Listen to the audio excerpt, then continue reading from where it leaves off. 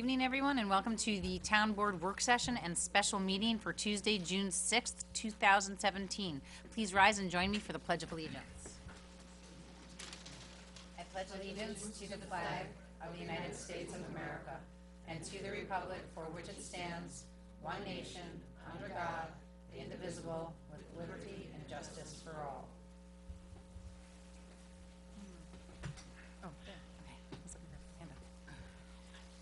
And then I forgot that I was going to ask everybody to remain standing, but since I didn't, I'd just like to ask for a moment of silence. Last Friday, Ossining lost one of our most memorable residents. Anthony D'Agostino, or Tony as many of us knew him, was born in Ossining in 1917.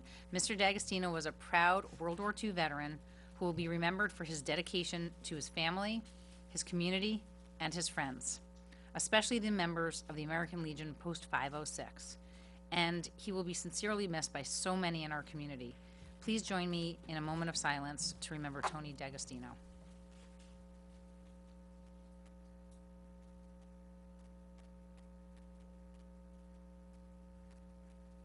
Thank you.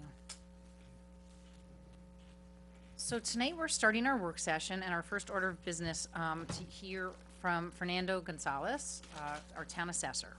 We asked Fernando to join us tonight to discuss the notice of change assessment mailings that went out to about 6,000 of our residents over the past week or so.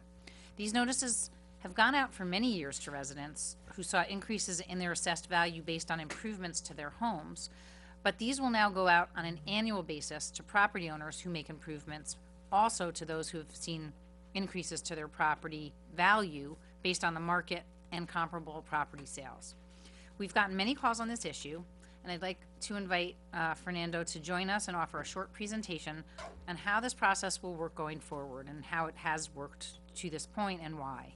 I want to remind everyone that we will not be taking questions from the audience or comments from the audience on this topic this evening. If you do have a question about the notice you received, you should call the assessor's office at 914-762-8393. Fernando or a member of his staff will be happy to address your concerns and schedule an appointment if necessary. That number again, please. The number is 914-762-8393. 93. All right. Fernando. Oh, no, you're not using the screen. No. No. No. Okay. Good evening, everyone. I will first discuss what had been done in the past for the last 45 years, which basically was no changes in the assessed value, but annually there was an analysis done in conjunction with the state, and a new equalization rate was published. And I'll bring to your attention this, the first part. Basically, this is an equalization rate history from 1998 to 2015. The last time we used an equalization rate was the 2015 roll, which was at 5.65%, meaning that the assessed value reflected on your property was at 5.65% of value. So you took the assessed value, you divided by 0.0565, and that would give you the estimated market value, which was shown on each one of your tax bill, the county, the school, and the village tax bills. And that's how the market value was derived. So basically, analysis was done, all the sales in the town of Ossining, 10,200 parcels were analyzed, and an average was used that applied to every sale. Whether it was 2% or 4%, that average, increase or decrease, applied equally to everybody, whether your market value went up or went down or remained the same. I highlighted the equalization rate from 2011 to 2012, which basically was a decrease in values. When an equalization rate goes higher, that means that the market value is decreasing. So as you know, in 2011, the equalization rate went from 5.85 to 2012, 4.3% I'm sorry, to 6.1, which is a 4.3% decrease in market value. So for the 2012 roll, which was the first year I was here in Ossining, I came to Ossining, we showed that the market values declined by 4.3. But when I did my analysis, I saw that certain neighborhoods, especially in the higher price neighborhoods, the market was either flat or had a small increase. And other neighborhoods in the lower valued areas where the assessed values were lower, I saw that those neighborhoods were going down by 6, 8, and some 10%. As you remember, during the 2011 to 12, certain neighborhoods, particularly in the village of Ossining, saw a lot of short sales and foreclosure. So as a result, those neighborhoods, of course, went down in value significantly higher than other neighborhoods. But this methodology, the equalization rate, applies to everybody, and those properties that receive the same decrease of 4.3% when they should have been 10%, basically pay more than the fair shares, and those properties that had not seen a decrease in values but got a decrease, now we're paying less. And that continue, and that is typically, and that's how we came about after 45 years to have all these assessment challenges, all these certiorari cases on commercial properties, where properties that were overassessed, of course, have the right every year, as everybody does now, to file a grievance and have their assessment reviewed, and properties that did not avail themselves of that right continue to pay more than their fair share. So as a result, we end up having a roll that had a lot of inequities. Some people were paying more than their fair share, especially those that could least afford it, and some people were not paying enough. So if you think during the 13, 14 years when we had all those foreclosure and short sales, how many people gave up on owning a house because they couldn't afford their taxes, particularly those that were overassessed and paying more than the fair share. That is why that system is not fair and equitable, and the new system that we have instituted since last year, which is doing a reassessment with a full market value as of a certain point in time, give us the opportunity to adjust the neighborhoods as the market reacts. So what we have done this year, we have reviewed the sales for the last 2 years, approximately 450 sales, and based on those sales ratios, we determined which neighborhoods needed adjustments and which neighborhoods did not. In order to accomplish this, last year during the reassessment, this is the bigger map, unfortunately I don't have an overview, but each one of you have a smaller map in paperwork.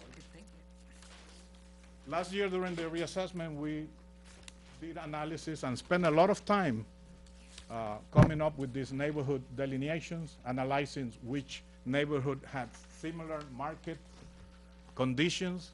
For example, similar school district, year built, housing quality and style.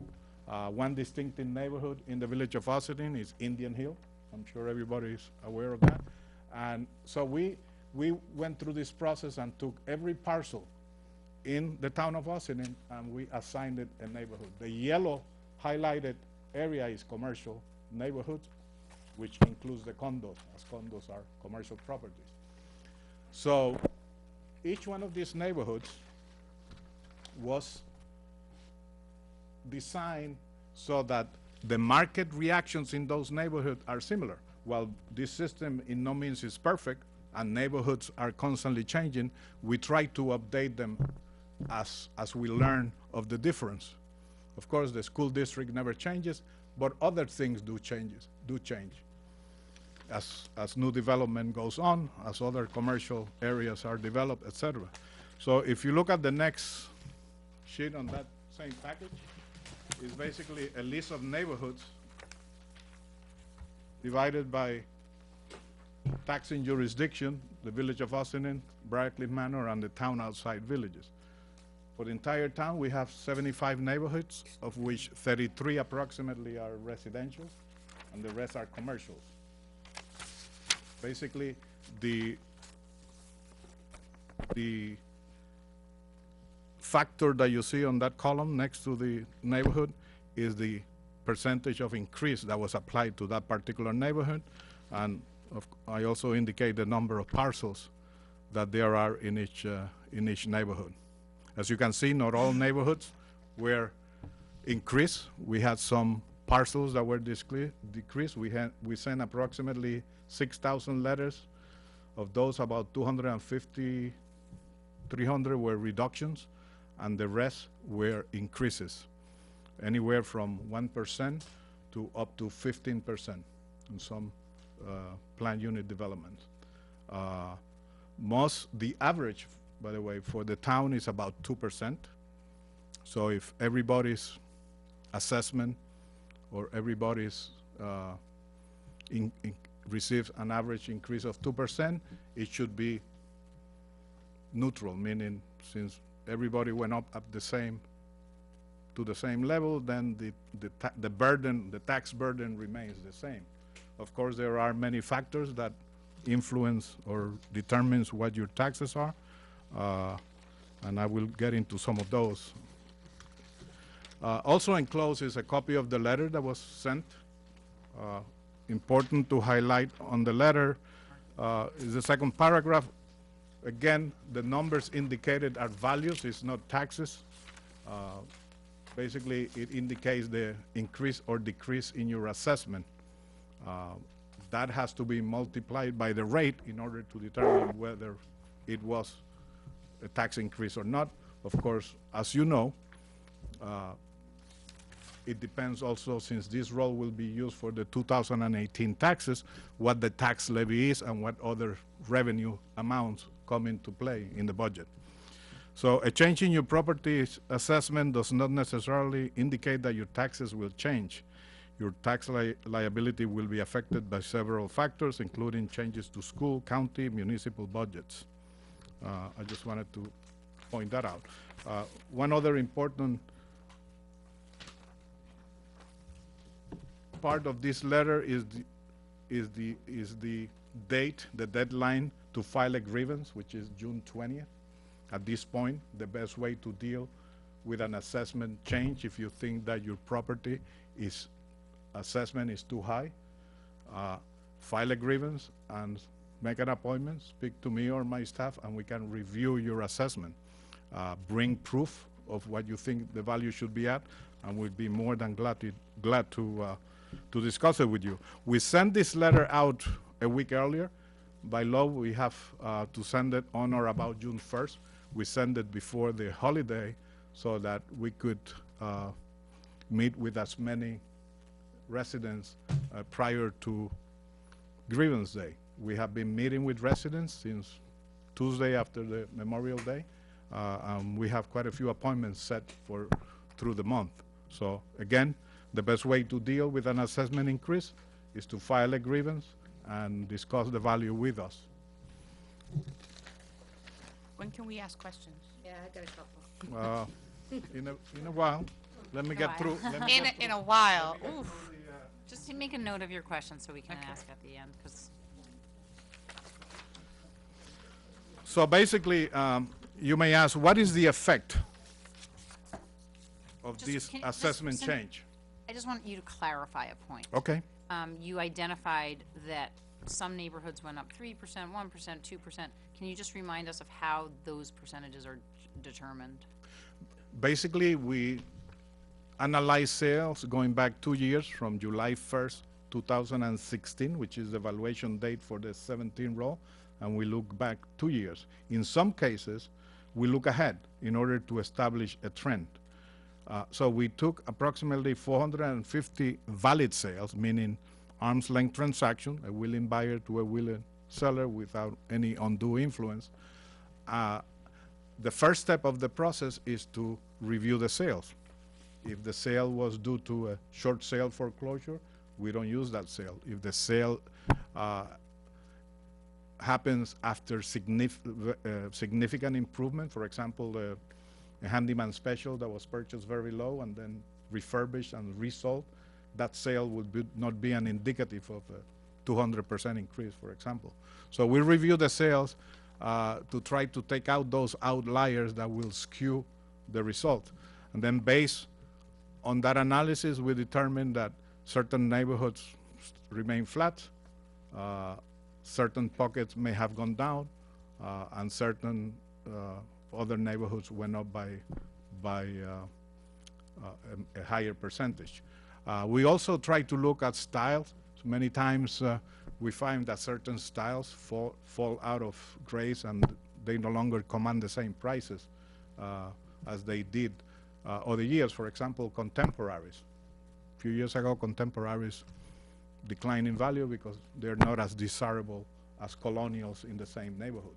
So you will find that in some areas where there is an occasional contemporary mixing with a bunch of colonials, the contemporary, although of similar square footage, will not command the same price. So we try to address those issues. Again, it's a constant review as sales occur and we get the transfers from the county clerk. We review them, we review any documents, we verify the inventory to see if we need to update the square footage, the number of bathrooms, et cetera, the condition. So it's still a mass assessment approach to valuation. Well, yes, this is basically, we took the values from the final values of the 2017 roll, or the adjusted values of the 2017 roll adjusted because of bar changes or scars or court order adjustments, and we added to those values the 2, 3, 4, 5% increase as determined or no change. By the neighborhood. By That's the determined neighborhood. By the neighborhood. Yes. A lot of this information on the neighborhood delineation is posted on the website as part of the reassessment process. Unfortunately, these maps color scheme is very difficult to distinguish between one or the other. So, but we will be updating those maps. The next set of information is basically a assessor's report of the total on the 2017 tentative roll. And this roll is tentative until we publish the final, because now we're going to go through the grievance process. The Board of Assessment Review will change some of those values. And then on September 15, we will publish the final roll. And then again, the courts may adjust some more of those values through SCARs or certiorari, which are commercial cases regarding the value of commercial properties. So it is difficult to pinpoint the total assessed value of a taxing jurisdiction because there is constant changes. As people buy and sell houses, they become eligible or not eligible for certain exemptions, so the assessed value is always changing. And that's why we, before the tax bills are created, up until the last minute, the file is not taken from my system and given to the tax receivable in order to generate the tax roll, because there is all these changes. But these totals will give you an idea of what the net effect of these changes are. And the first page shows the town totals, and it shows the by property class and the prior roll assessed value and number of parcels, and the current roll assessed value and difference. I'd like to point out on the 200 class, which is residential, roll section 1 and 6, the increase in assessed value is 58,478,000 approximately, and that is on a 3,312,000, 3 billion, I'm sorry, 312,000 total assessed value. Again, Where are we? Yeah, which line are you on? Last page. basically the 200 residential non-condo roll section 1 and 6, which is the second line down, just below agricultural. We don't have any agricultural parcels yet. So basically, you know, on the scheme of 3,300,000 million, 58 million is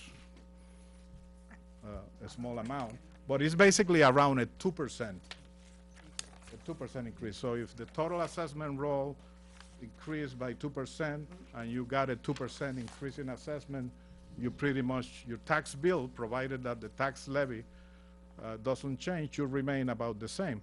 If your increase was 5%, then you will see approximately a 3% increase in your tax bill if everything else remains the same. Say that one more time. If your increase in assessed value from last year to this year is 2%, Okay.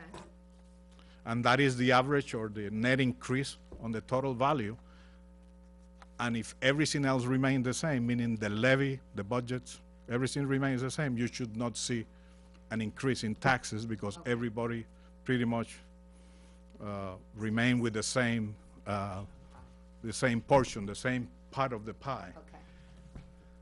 But if you did get a 5% increase and the average is 2%, then you can realistically see a 3% increase in your tax bill if everything else remains the same. I like to point out on the vacant land, we did a lot more work on the vacant land. Last year we had some issues with the vacant land values. We felt that some of the vacant parcels were too high, and we adjusted that. And as you can see, we lost 10 million in vacant land value.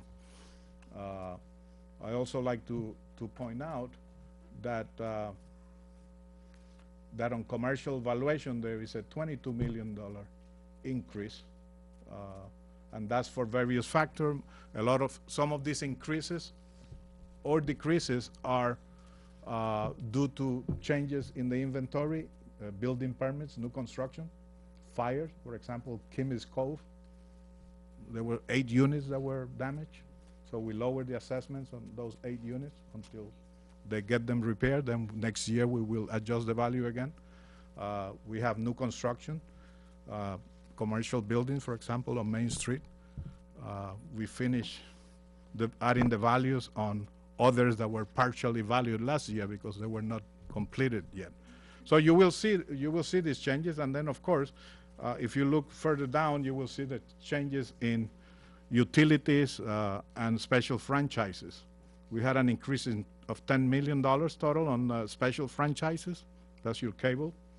And the utilities went up only by $287,000. So these are factors that affect the total taxable value that determines ultimately what the tax rate is going to be once the budgets are determined. Then the next pages is basically the same information for the villages and the town outside. The next page is the village of Ossining, and in the village of Ossining, the residential roll section 1 and 6 saw approximately an $11 million increase in total taxable assessed value. But if you look at below at the roll section 1 taxable, it's about a $14.5 million increase combined. That would be your total roll section 1, commercial and residential. And then there is the village of Briarcliff Manor, which saw on residential an increase of $30.5 million approximately. Of course, the assessed values in the village of Briarcliff Manor are the highest of the 3 taxing jurisdictions. So of course you will see as a percentage that their values are higher, and their taxable roll section 1 went up by $26.6 million.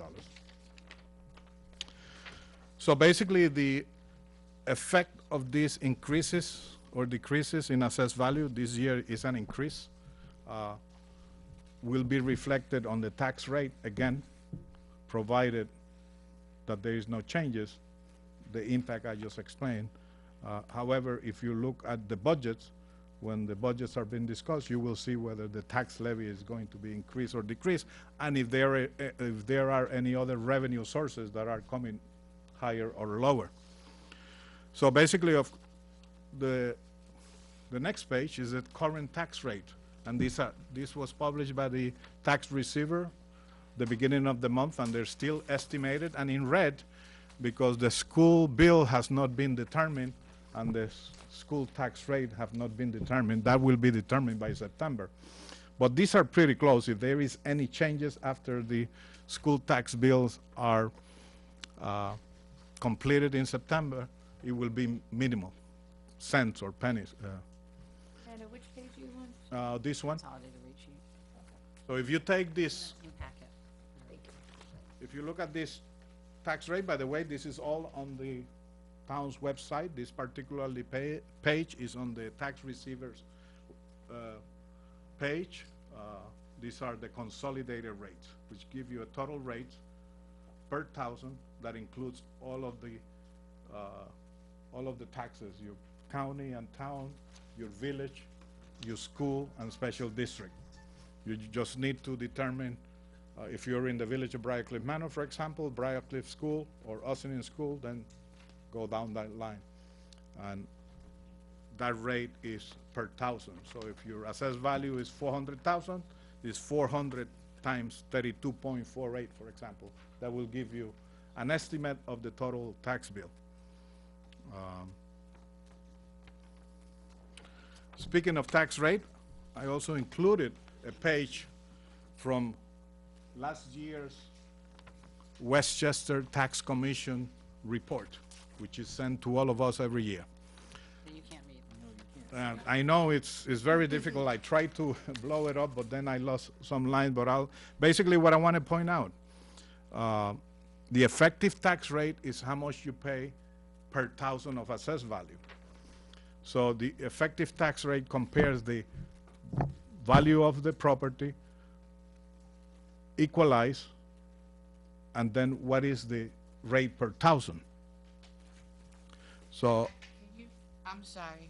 Can you do me a favor? 'Cause Sure. I'm having a hard time concentrating. Must be my 'cause accent. You're going, no, eso yo entiendo. It's the sideways talking, so okay, I'm just having, I'm trying to. yeah. Yeah, but it's our work session. But Okay. we're trying to follow you. and Understood. I'm having a hard time.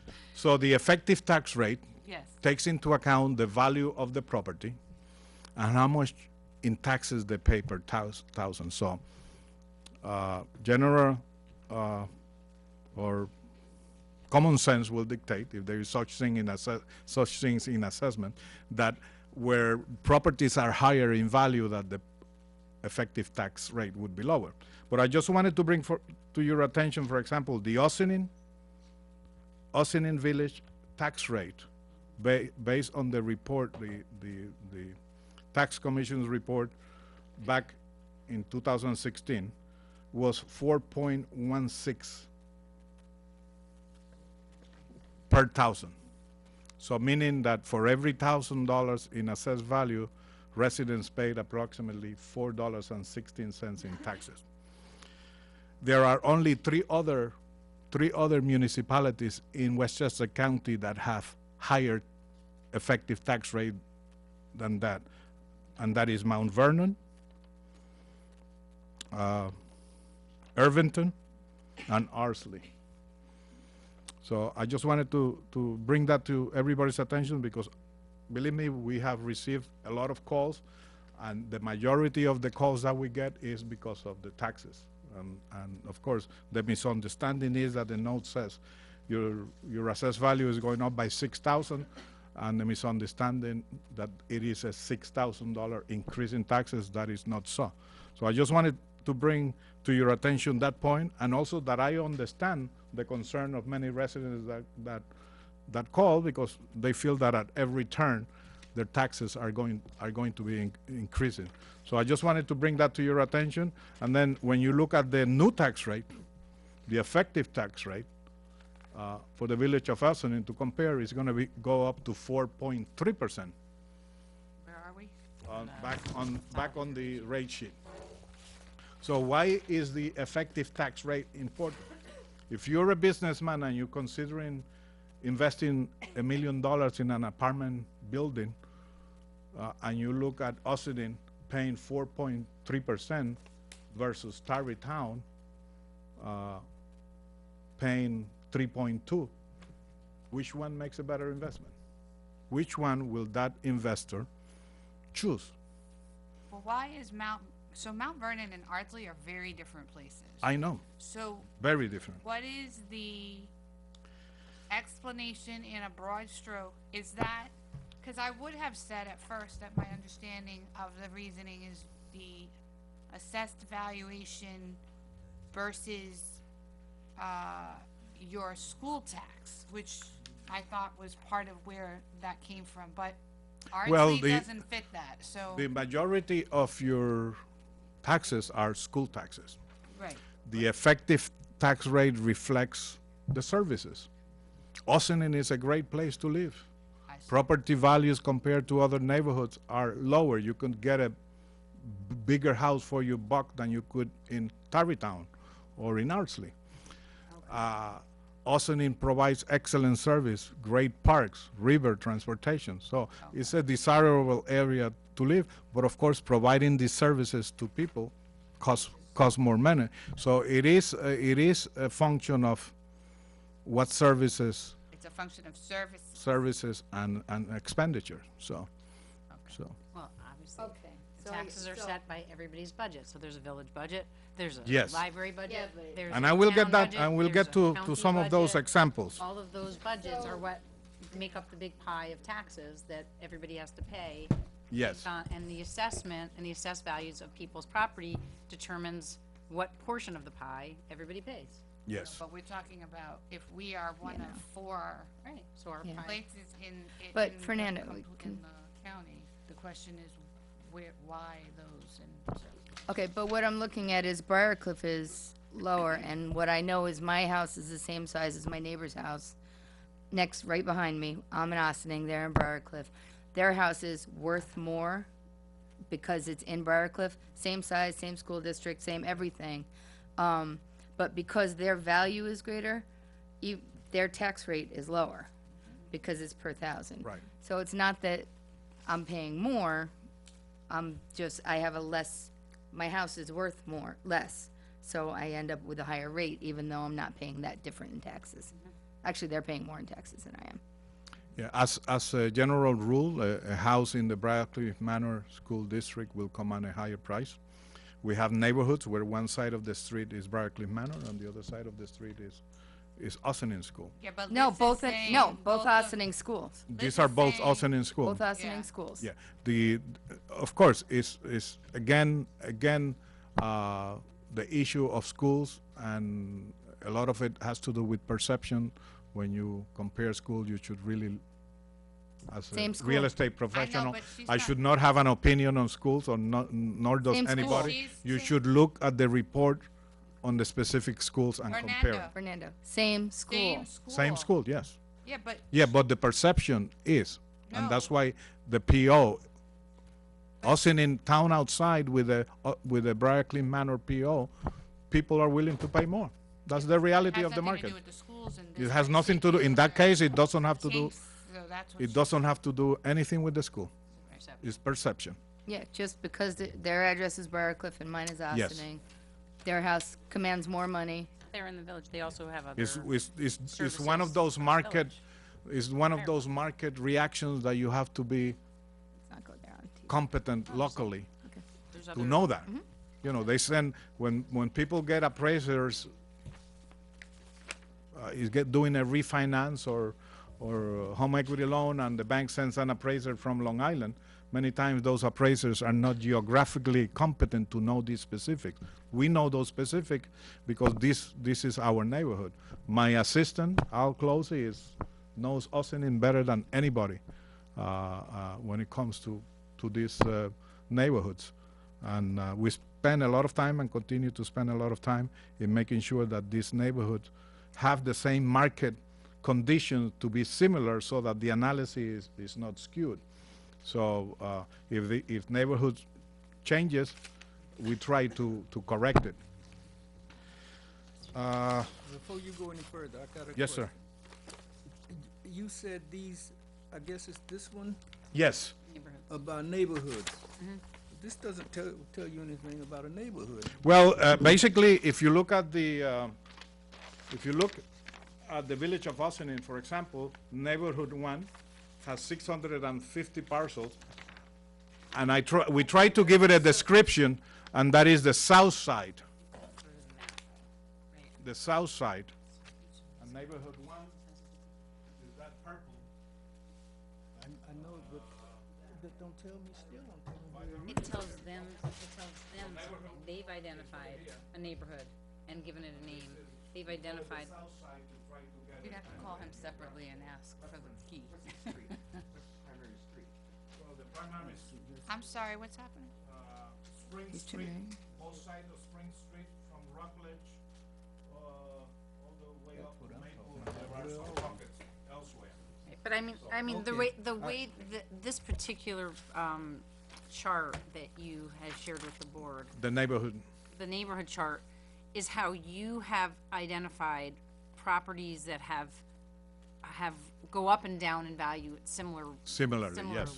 and that's why there are 650 parcels that you've called South Side. And even though it's not defined in writing on this, you have defined it on the key on On this the map. map, Yes, and that corresponds with all of these different yes. parcels. Each one of these parcel is, of course, tagged with a specific neighborhood. Right, so if somebody was looking to know which neighborhood were they in and what was the factor that it increased, you could tell them that on a phone. Absolutely, yes. Okay, And if there's no number, it didn't increase or decrease? Correct. The ones that have no number, there was no change. Did they get a letter? No, only the ones that have increased. Okay, so I see Crotonville didn't get letters, so, okay. No. correct. Just making sure. Well, I got a letter, and I still don't know where I am according to this. I will, Certainly it's not on this. Okay, Yeah, I so, don't know where we are. so we're not gonna, Okay. unless you I will wanna look go it through up and be each of- glad does- to, Does the board wanna know where everybody's property is? No. At this time? Okay, so Not at this if, time. we don't need to find that out at this time, cause that's Yeah. personal information. Please, So we can talk to Fernando about that after. the meeting. realize that all this analysis and decisions is made based on numbers, on parcel ID, the owners, or it's not even looked at because we work with these spreadsheets that if we were to put all this information, it would be very difficult. So basically, we analyze it and then programmatically apply the factor to increase or remain the same to each neighborhood. The next, So can I clarify? What you're saying is you guys used actual sales within neighborhoods, took a look to see what some of the trends were, and then applied that trend in terms of percentage to that neighborhood. homes, right, That, that group of that properties. color-coded Group of properties. group of properties, so that if there were color-coded maps that were the same color in the town and the village, but they're the same color because they're the Right. same type. the same neighborhood, yeah. We have, That percentage of trend, up or down, or would apply to all of those properties within that color-coded Group. similar group. yes, I'm just trying to clear it so that we, when people are Yes. watching or listening, they can kind of see how that's going. And that's how you did it for, correct. okay, Basically, you will notice that some of the neighborhood span two jurisdictions. For Right. example, Indian Village, in the village of Ossining, has 381 parcel, that neighborhood, which is neighborhood 6. But there are 5 parcels in neighborhood 6 in the village of Briarcliff Manor, because they are on Chappaqua Road in that same area. And they have the same similar market qualities and command similar prices. So it is not an exact science, but it is considered best practices by the International Association of Assessing Officers and also by the state of New York. This process, not only we did it in conjunction with Tyler Technologies, but also with the state of New York, which receives all the data, the spreadsheets, and the analysis, and they will certify the role at 100% based on this analysis. And just to review, so last time last year, about this time, we just gone through this process for the first time, and those assessments were done one way, but this year, the assessments were done another way. But the neighborhoods that you are identifying were set last year, Correct. and they haven't shifted, they haven't changed. They haven't changed. Characteristics of the neighborhoods stay the same forever? No, they could change. When would you analyze? Well, that? we continue to analyze it every year, the sales, but while not the whole neighborhood may change, but you may move the boundary line because it may be more, a certain block or a certain group of homes may be more similar to another neighborhood. And is that something that their computer model would help with, or not necessarily? I mean, Not necessarily. Neighborhood delineation requires specific. a specific knowledge on the neighborhood and the sales. Okay. Basically, one typical, a typical condition that would make us change a neighborhood, let's say, for example, there's a couple of blocks that are ranches, and because of the lack of affordable homes and the high demand, people start buying these small ranches and putting additions on them, second floor, turning them into colonial. Now that whole block may be more similar to a different neighborhood where the majority of the homes are now colonials, two-story colonial, for example, instead of 1,200 square feet, 2,400 square feet. So that's typically how the neighborhood changes for the good, but it also could happen the other way around. So I'm gonna ask the board if they have questions, but we've gotten a number of questions that have come through our office, and what I'd Is like he to done with his do. presentation? Yeah, are you done? Yeah, basically, two other things. Okay. These are examples of how an assessment could go up. We have, Taxes, do we have handouts for increase. the audience? an assessment could Get increase, handouts. and your bill could stay the same, and also your assessment could decrease and your tax bill could increase. So if we have extras, please pass them around. Didn't want that to And basically, there, I don't want to go through all the numbers, but you can see the illustration of how the changes in the levy and the changes in total taxable assessed value will determine, of course, the tax rate. The last page Okay, is an actual example okay. of a property in the village of Ossining using the actual tax rate for the village last year, or this most recent bill, and the change in assessed value. So this particular property last year was assessed at $353,000, and this year is assessed 2% higher at $360,700. Last year, the total value of the village was $2,8,310,000. This year, the total value of the village went up to $2,033,248,000. And the tax levy remained the same, $21,788,528. And last year, the actual tax rate of the village tax bill was $10.85 per thousand. And that property last year's with a value of last year of $353,600 paid a bill of $3,836.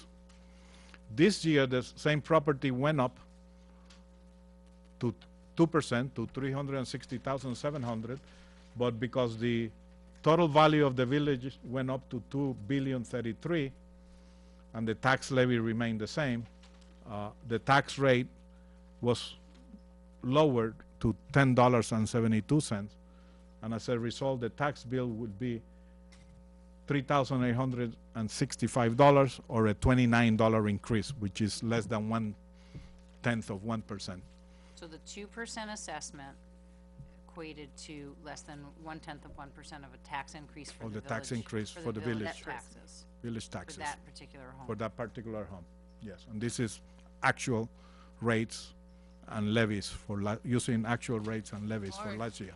To be clear another way, No, this is just the village tax bill. to be Just the clear village. in another way, if this house would increase assessment, Go ahead, just keep talking. if this increased assessment of 2% was $7,000, is that what? Approximately. Approximately $7,000. So in this particular scenario, an increased assessment of $7,000 based on these particular things only increased the tax bill by $29. The village tax bill The only, yeah. village tax bill. Yeah, Right, specifically the village tax bill. And just, again, the tax rate went down. yes, But again, it depends on how the roll, what happens with the final roll. correct. There will be many changes to the total taxable value, as I explained earlier, prior to the next billing cycle. Again, sales, exemptions decreasing, coming off, and possibly taxable value going up, or reduction by the Board of Assessment Review and/or the courts, reducing taxable assessed value.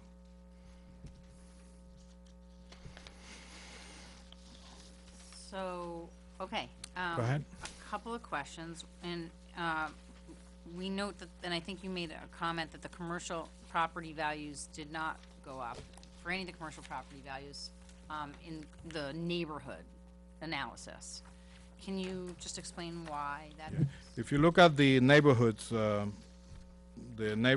start with C are the commercial neighborhoods, and that includes the condos, which are commercial.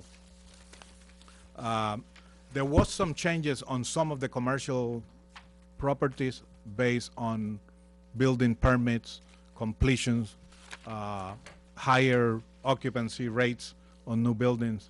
But as far as doing a systematic increase on all of the commercials,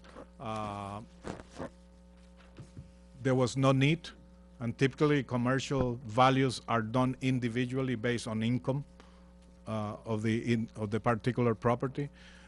For example, the commercial sector that has been pretty valuable, and as any one of you involved in real estate, you know that apartment buildings have been sought after by investors, and as a result, the cap rates for apartment buildings have been decreasing, and the sales of these apartment buildings have been pretty good.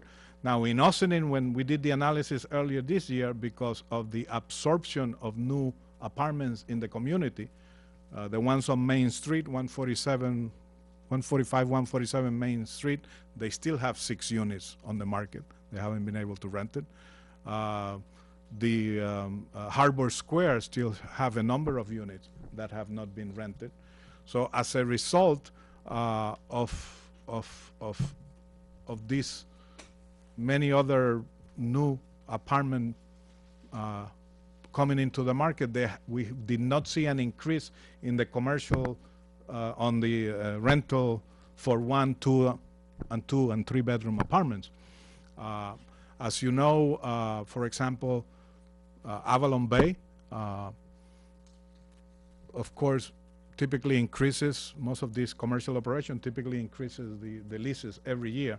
And as a result, when you have leases in place that allow you an increase, we will see those increases when we look at if we are provided with their income and expense report. But as far as reading on the market, a general increase on the commercial, no.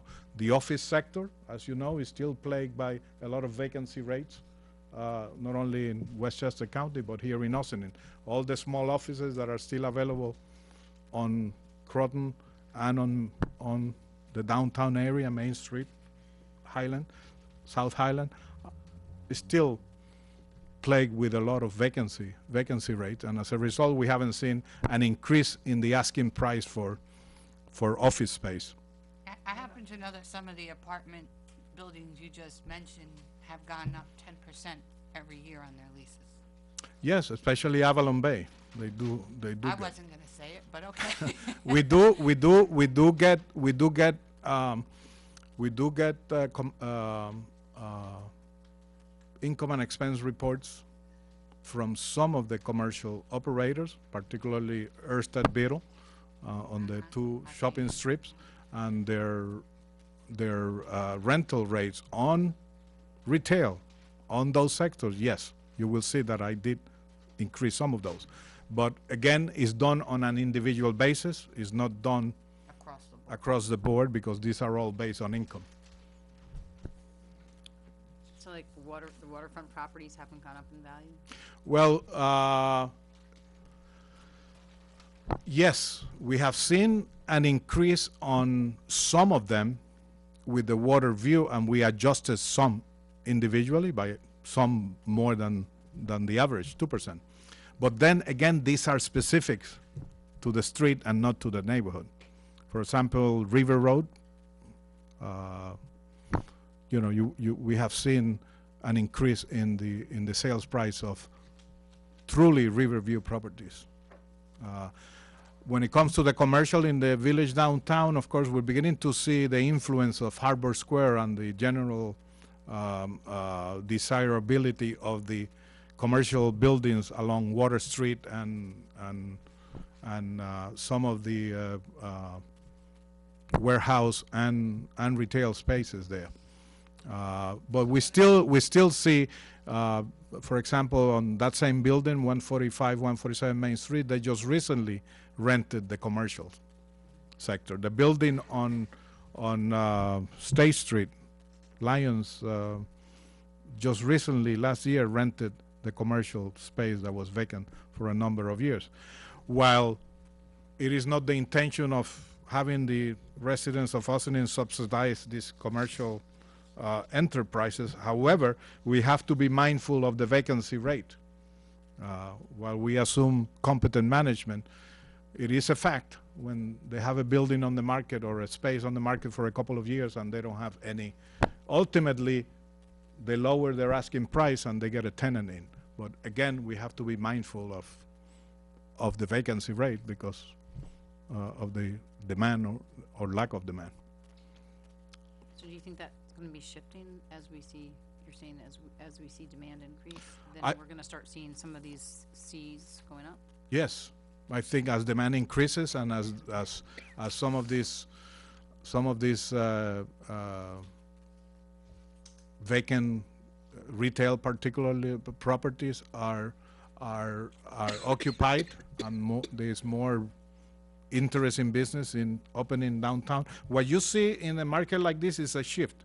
We have seen some businesses from Croton Avenue move to locations closer to the center on Main Street and Spring Street, particularly hair salons and barber shops, that type of retail or service industry. But when you see large demand from outside coming in, for example, there's a Sherwin-Williams going on that building on Pleasantville Road now, which is in addition to the one that's down in Chilmar, Arcadia. So again, as the economic environment improves, there will be more interest from business moving in. Of course, they will always look at the effective tax rate to determine whether their investment here is a good idea. Okay, so a couple of other questions that have come up. So can you you've answered a lot of these. I just want to say to the community that we're going to put together a fact sheet with extract some of the comments that Fernando discussed tonight, just to refresh everybody's memory. A lot of these conversations did take place leading up to the reassessment, and following last year we had a lot of these similar conversations, but just to refresh everybody's memory, we're going to try to find some of those facts that we've have previously shared with the community and share them again. So a lot of people have asked the question, why do we do this every year? Why not every 5 years, for example? Why, we waited 40 years, why are we doing it now every year? Can you just clarify? Well, as I explained earlier, not only is it considered best practices, but it is the best way to maintain fair and equitable assessment, and in my view is the right thing to do. That people pay taxes based on the actual market value of their home and not a value that is influenced by other properties or that are dissimilar or that. So this year, as you know, the real estate market in Westchester, most of the Hudson Valley, is pretty good. If you speak to most realtors, they will complain that there is a lack of inventory. There's not enough homes in the market, and as a result, they see price wars where buyers are competing, and some of the sales, in fact, are selling at higher than listed price. So if we do these adjustments every year, for example, the 2% or 3% this year, versus waiting 4 years, first of all, we could lose our 100% certification by the state if our values fall below. And we will go back to having an equalization rate. We won't get the small state aid that they give us to maintain the values at 100%. But then in 5 years, we have to do a complete reappraisal, and now instead of seeing, 2% a year average, we may end up with 15 or 20%. Now, also the advantage of doing it this way, let's say for whatever reason, and I hope to God it never happens, whatever reason, a disaster, a war, the market just drops, and next year we see a 5% decrease. And we don't do anything. Everybody will be overassessed by 5% pretty much. So next year, if the market goes down by 2%, we will implement a 2% decrease in the neighborhoods that get a 2% decrease. If you remember, after the recession, the Great Recession, The Great Recession? the Great No, I know. Great Recession, not depression, recession. Recession. Which is Ah. when I was like, what are we talking? Did we go back to the? Okay. when the bubble. We're when- here. We're in 2008 now. Right. We're No, not we're, in 19. no, we're not. We're not in I 1921. was like, wow, we It's really went back. the economists refer it as the Great Recession, and most realtors, people in real estate also, because we saw the values in some neighborhoods go down by 25%, particularly in the village of Austin. They still, I was talking to people today that got a 2% increase from 350 to 360 approximately, and they paid $450,000 in 2008 for that home. So some areas still have not gone up to what they were during the peak of the market in 2007-8. So as a result, as you can see, not all the neighborhoods, as I explained earlier, go up or down similarly. You have some neighborhoods that are very desirable, and they may not even drop. And some neighborhoods, when the market goes up, go up even at a faster rate. And that's typical of the market. Not very few communities have the same housing stock built in the same year and have the same market forces. How long can we do the assessments in this way? Which is the taking the housing sales market and applying it across. Doing the trending and the ratio analysis that we done this year, the recommended best practices and what the state promotes is that we do a reappraisal every 4 years. And what the that difference between what we've done this year, which is a ratio analysis and trending based on sales versus a reappraisal. On a reappraisal year, you take and update all of your parcels.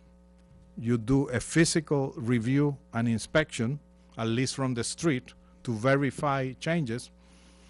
And you do mailings in order to document any changes that we have missed. And you do, again, a complete reappraisal as of a point in time. So how do we afford, and how much, so it costs us cost us 1.8 million to do this one. No, 1.4, 1.4 million. total, yeah. Okay. And then this one was 15,000? My budget for this analysis, most of the work was done by my staff, 4-year one. updating the roll, building permits, inspections, reviewing sales, and then we have Tyler Technologies help us with some of the technological aspects of the new systems and applying the trending, which cost us approximately 15,000. Doing it this way, that's what it costs. In 4 years, when we do a new reappraisal based on what I just explained, it's not going to be as costly as when we did it last year. It will be approximately, I don't know, $40 to $50 per parcel, $400 to $500,000. So $400,000 every 4 years. Correct. Which is gonna be more because the price of everything goes up. So, Well, that was an estimate. You know, no, I know, we just need a clear picture of what, you know, what the budget is for. But don't forget, we still do get the per parcel money from the state, Right. which offsets that And how much is almost it? entirely in the off years, but, you know, not Yeah, entirely in the. well, the bigger state, years. as you know, is very, He just said it cost, you just said, how much did it cost this year? $15,000. 15,000. So it offset I think we got $15,000? 20, what did we get this year? 24, 29? I know, but we're talking about $500,000. I Right, know, that's but why I said in I- the off years, it I think that offsets we those years. also have to consider, is this on? You know, it was very unfortunate for people whose assessment went very, very high after 40 years of not doing it, and they got a big tax increase. However, a third of the people also, their assessment went down, which meant for however long they were living in their house, they were overpaying. And those people didn't receive any break. They didn't get any reimbursement. And yes, it seemed like a win that they got a lower assessment. The reality is they had been subsidizing the other properties. So we have to look at what makes sense for everybody in terms of doing the assessment more frequently. It doesn't make sense to wait another 40 years because somebody's taxes assessment might go up, because that has an impact on the people whose assessment went down, who really didn't get the break that everybody thought they did with the last assessment, being that they were overpaying for that long. Well, I think, I agree. I mean, I think you have to, once you jumped into the pool, I think you keep swimming, because you don't want to just end up over your head again. Yeah. And remember I that. guess my question is, I'm just asking questions because, so best practice is 4 years, but how long could you stretch it before? Could you stretch 6 years? Could you do 7 years in terms of, It will, trend? we could, Until you're in danger of not being at 100, which I right. understand. We could do that. However, we will risk losing the state aid. Where's So that State the rate- state- the is state aid- so the state is saying you must. The state aid is contingent upon, Oh, wait. upon staying with the plan, which But is the 4 state aid years. is $22,000. The state aid depends on, of course, on the state budget, it could be up to $5 per parcel, which is 50,000, or less, depending on their budget and their, I mean, guys, Yeah. yeah, We we've got, that's where I mean, Now, I but- don't know that losing the state aid is really the thing. No. By which we would really work on that, at least in terms of what I'm thinking. Yes, my fear would be not being at the 100%, and how long would it take for us to get away from the 100, but I also think in terms of, managing how everybody is paying their fair share, but also the budget, which $500,000 to me is a whole lot of money. It's not 1.4. but when you, if I may, when you put that in perspective to the tax certiorari payments that we have incurred in the last 5 years, especially the school refunds, 500,000 is a small investment. Also, when you put into perspective that things like bond ratings and the way government is looked at as whether it's effective or not, having an accurate as possible and up-to-date role is a plus. Not only is it a plus for planning and development, but also for any other projects that may come forward or to determine budgets. So there is a lot of things. Not only is it the right thing to do to have values of people's home reflect markets properly, and I know this is new to the residents in the town of Ossining, and we're all learning through this process. But when the market when the market decreases and you get an assessment notice showing that the value of your home went down 2, 3, 5%, that's when you really cement the system, because the people will have the confidence and hopefully eventually having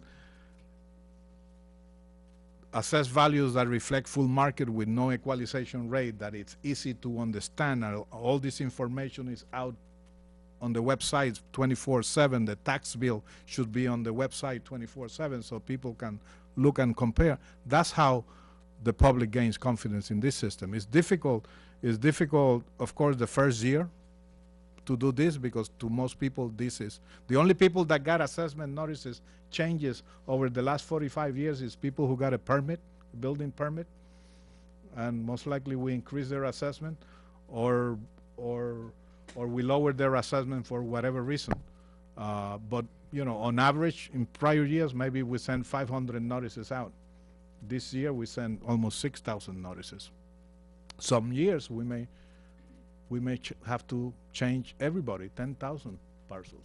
So as long as you stay true to market values, real market values, and you know, and again, it's not perfect, but believe me, it's a lot more fair and equitable than what we have done in the prior 45 years. So Fernando, I think that, you know, to help whatever board may be the board at the time in the next couple of years, I think it would behoove us to look at other communities that have gone through this process, and either, you know, gone through the, you know, 3 years or whatever, 1, 2, 3, and then 4, you're back 4 to years, the, yeah. you know, you're back to the reappraisal, to actually look and see what other communities are paying, how are they paying for it, are they bonding for it, are they paying for it in cash, you know, are they paying for it out of, you know, some other related revenue source, Or an incentive from somewhere. or an incentive, Yeah. and, you know, how are they able to maintain that, because it is a great expense, and but not necessarily, and, you know, to the point of is it worth it? I think, you know, you can certainly understand what the value is of maintaining the roll at 100%. I think you've articulated it very well, and I'm certain that those people in the audience who are familiar with, you know, property sales would also understand it, and knowing what your property value is, and when you get that tax bill, knowing that you don't have to do some crazy calculation or have some calculation done, and in fact that it is, you know, really you're paying taxes on what the real value of your property is versus some crazy equation that the state has, you know, kind of put on. That's really valuable and real and makes sense for how we distribute the tax burden. Yeah. But how we pay for that to happen is always going to be the question. So making sure that we're actually getting the best deal that we can, making sure that there aren't other, you know, I know that another community changed companies midway, and that was very problematic for them in Westchester. I'm sure others are familiar with that. So there's ups and downs to making changes and looking for a better price, and sticking with a company that may really come to know, you know, along with your office, our community very well. But I think that it really would help everybody in our community, and as well as the board, understand better if we could do some sort of analysis to say what's happening elsewhere. It doesn't have to just be in New York State, but it could be in New York State and in places that have maintained their role at 100%. And if there are places that have done it by not doing it every 4 years, but maybe Right. did it 6 or That- 7. Exactly, yeah, and that's kind of, I mean, that's kind of what I'm saying, like, so evaluate what, Yeah. this is the recommendation, do you need to go with that, is that, okay, that's the best and highest, but is there That's fair. something in between that also makes sense and is still good? And still Yeah, right, we you know? can certainly look at that, and, Right. and the condition of the market will be a determining factor of what we do. Right. But from experience, I came from the city of Newburgh. I was the assessor in the city of Newburgh, full value community, since 2008. And every year we send out the notices. And believe it or not, people waited for those notices every year because, especially for the ones in the industry that were knowledgeable about values in their communities, they were trying to see whether we were reading the market correctly. Again, if you do it systematically and consistently and to the best, utilizing the most up-to-date sales that are applicable, the results should be pretty good. And if, again, you will always have the right to have your assessment review, whether your assessment was increased, remained the same, or was even lowered, because you may know of a certain condition that exists that does not justify that specific assessment. So if you think that your assessment is too high, you should again file a grievance by June 20. If we have time, we'd like to meet with you, bring you proof, and we will certainly discuss it. Okay, so let's just go back to that point that you just made. Once again, the deadline for grievances is June 20th, 2 weeks from today. 2 yes. weeks from today. People can call your office at 914-762 8274, 8274. or the other number, 8393, because we're having 8393, problems with the telephone. 762-8393. This is Vernon, you already wrote that one down, so you don't have to get it again. That's the same one. It's the same one. Same The first one is, but That's the good one. Yes. Okay, and then your office, if you have time, will tries to meet with people and Absolutely. review. If they have a professional appraisal, that makes it go faster, makes the process speedy. yeah, preferably an appraiser or some sort of market analysis that provides a value opinion and reconciles the data that you are bringing forward. For your benefit, we do have posted on the website, on the assessor's page, sales. There are sales report for 1 family, 2 family, 3 family, commercial sales, condo sales. So Of course. townofossining.com, and then there's a menu on the left that tells you all the different departments, and you click on the assessor's page, and then you can find the link to the, To the GIS, the GIS. sales report, the Okay. property information, and the roll. okay. All right, fantastic.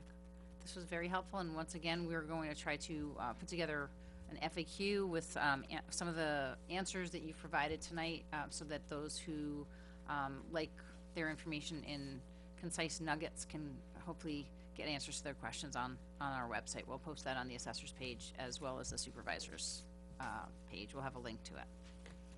All right, are there any other questions?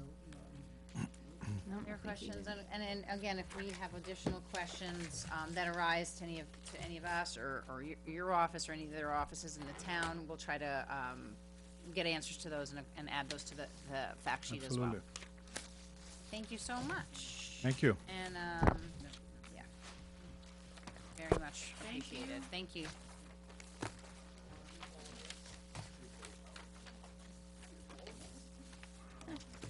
All right, now let's just move into the next.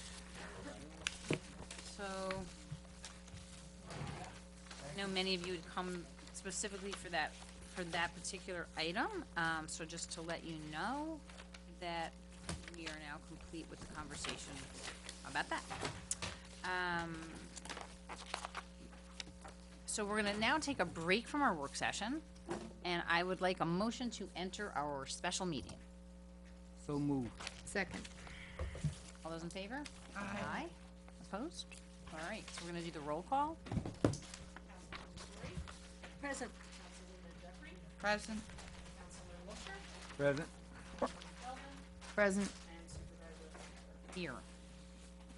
So we're beginning this special meeting with the continuation of the public hearing on what will hopefully be local law number 5 of 2017, which pertains to zoning in sections of the unincorporated town.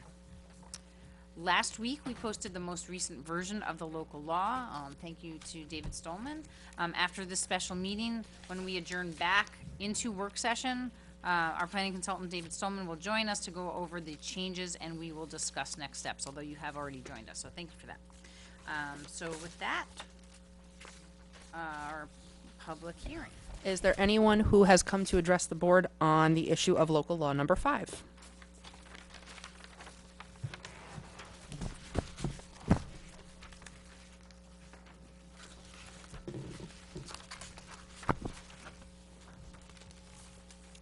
Hi. So if you could just introduce yourself, and we're going to, again, as we have in the past, just ask if we could limit comments to 3 minutes, and then if it turns out that there's not a whole lot, then we can call you back up again after everybody's had a chance to speak and address the board. Jamie Black, 35 Quaker Bridge Road. And what I wanted to do is sort of step back in order to step forward, in that when you take a look at what David Stolman prepared and presented back in July, this is Crotonville. And as you can see, there's very few components of Crotonville that are in color. The components in color identify parcels that are in NC as well as parcels that are in GB1. So what that says is this, is that when you count up all the parcels, it's reflective of the number of people who've signed petitions saying they want Crotonville rezoned to residential. And the numbers tell the story. Basically, you're in a situation where, in total, you have 109 residential parcels surrounding this very small area. This very small area that's NC, there's 9 residential units in there. Only one of them is operating under a commercial permit. So basically what you're looking at is 118 residential units, 1 commercial unit.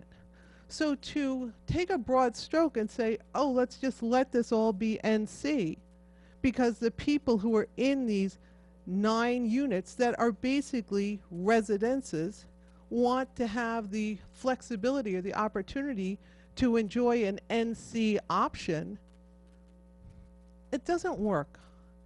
And everybody has been trying to help you understand how we live and what our needs are and where we want the future of Crotonville to go.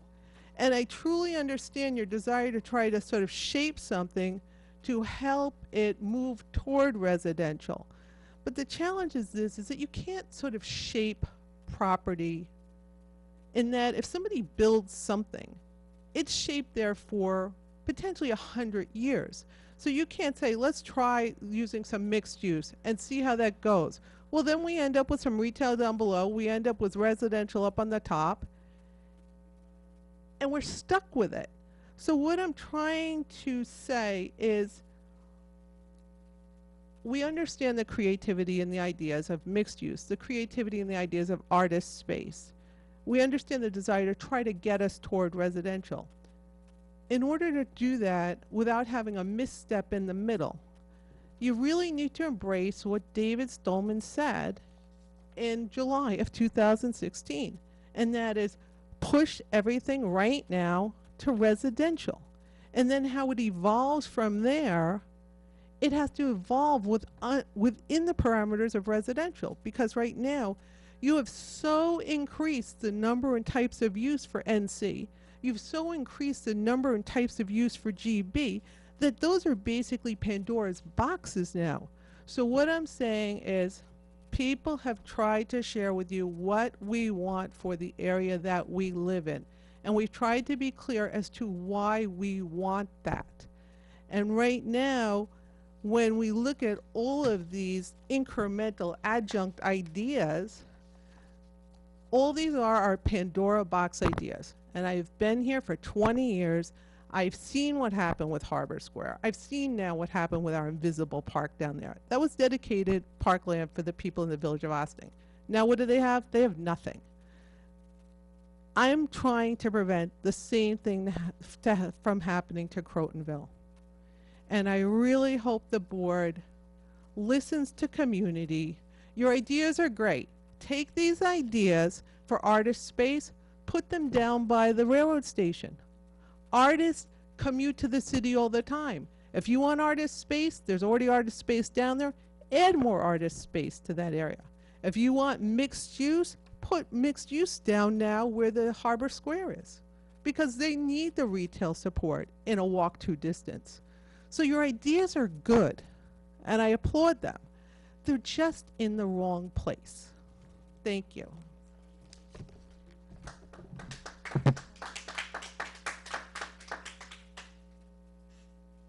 Anybody else?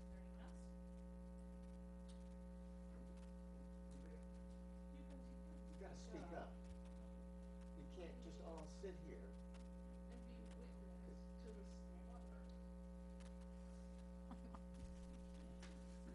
A little melodramatic. Okay.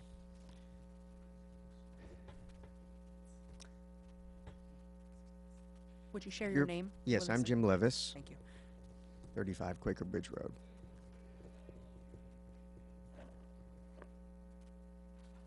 These are tired people out here. They're not getting paid to be here. And I know that I've seen so many of these people be at so many of the meetings. And I guess, you know, you can try to, one way or the other, exhaust people after so much time of trying to make their point. But one thing that has not happened is we haven't had a town meeting. A town meeting allows, instead of you speaking on issues and discussing issues, you get to really hear in an interactive way what's on the people's minds. And a lot of people don't come because they don't get the chance to have the interaction in a meeting where there can be discussion back and forth, question, answer. Why? Why do you think this way? I mean, I just listening to Eduardo, Fernando, my apologies. He'll appreciate the new name. I'm gonna tell him a new one. I'm terrible on remembering names. I was very impressed by his comments. I had other questions that I didn't get to ask him, but I do think that Dana and Kim and Karen, even though you have different views on what the process or the frequency might be, I think if these were more interactive, you'd get some wonderfully fertile ideas from the community. Right now, this is at a watershed moment, and we should have a town meeting. We should have a town meeting, and I don't know if it's our legal right on how we request it, but I want to go on record, and I believe, based on all the houses I've been to, the people feel so browbeaten and hopeless that they really don't have a say in the interactive side of discussing this kind of change. And I mean, it's really something. How many of you have been door to door and actually talked to the community, other than maybe I've seen a few of you at a few homes on Albany Post Road, okay? But to go door to door to door, walk up those hills, I tell you, it burns a lot of calories. But you need to have a town meeting. Can I? Can we ask for a town meeting? There actually have been town hall meetings on this topic before, but I, as legal counsel, I would strongly advise against town board members speaking individually with members on the public on this topic, because what they base their decision on has to be what's in the public record, what's discussed in a public forum with a quorum present, and the public has had opportunities to speak. You are welcome to give all of your ideas to the board. I've sat at these meetings, we've heard a lot of ideas, and I think that's kind of shaped the evolution of this process up until this point. But I would strongly advise against that, because of the way the system works. There's a public record. Everything that is considered has to be in the public record, and for individual board members to be shaping their decisions based upon individual dialogues would not reflect what is considered by the town board, and that's just the way the process works. I understand. And as an attorney, you have that requirement to place that opinion on the table. I'm saying that the process of having, that doesn't mean that after the town meeting that you still can't come to some conclusion amongst you, but you, And we have.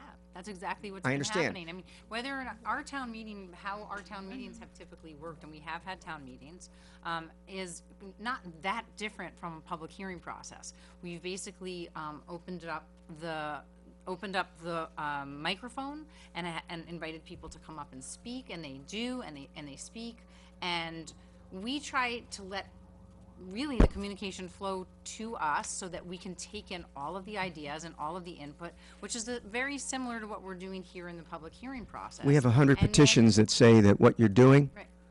and that's just the doors that we knocked on, Right. okay? No, and But that's when you true. knock on 100 doors and 100 people say, It is our job as a board to deliberate in public on all of those opinions that we've received, whether we've received them in writing, whether we received them in spoken word, however it is, you know, we accept them into the record so that they're public.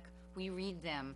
We discuss them at our work sessions, and the public gets to witness our work sessions and see us deliberate. And that's the process that's prescribed for us to come to conclusions. So I think that we've been deliberating on this for over a year I on respect this that. particular zoning, and we've changed, and it's evolved, in direct response to what we've heard and received as information.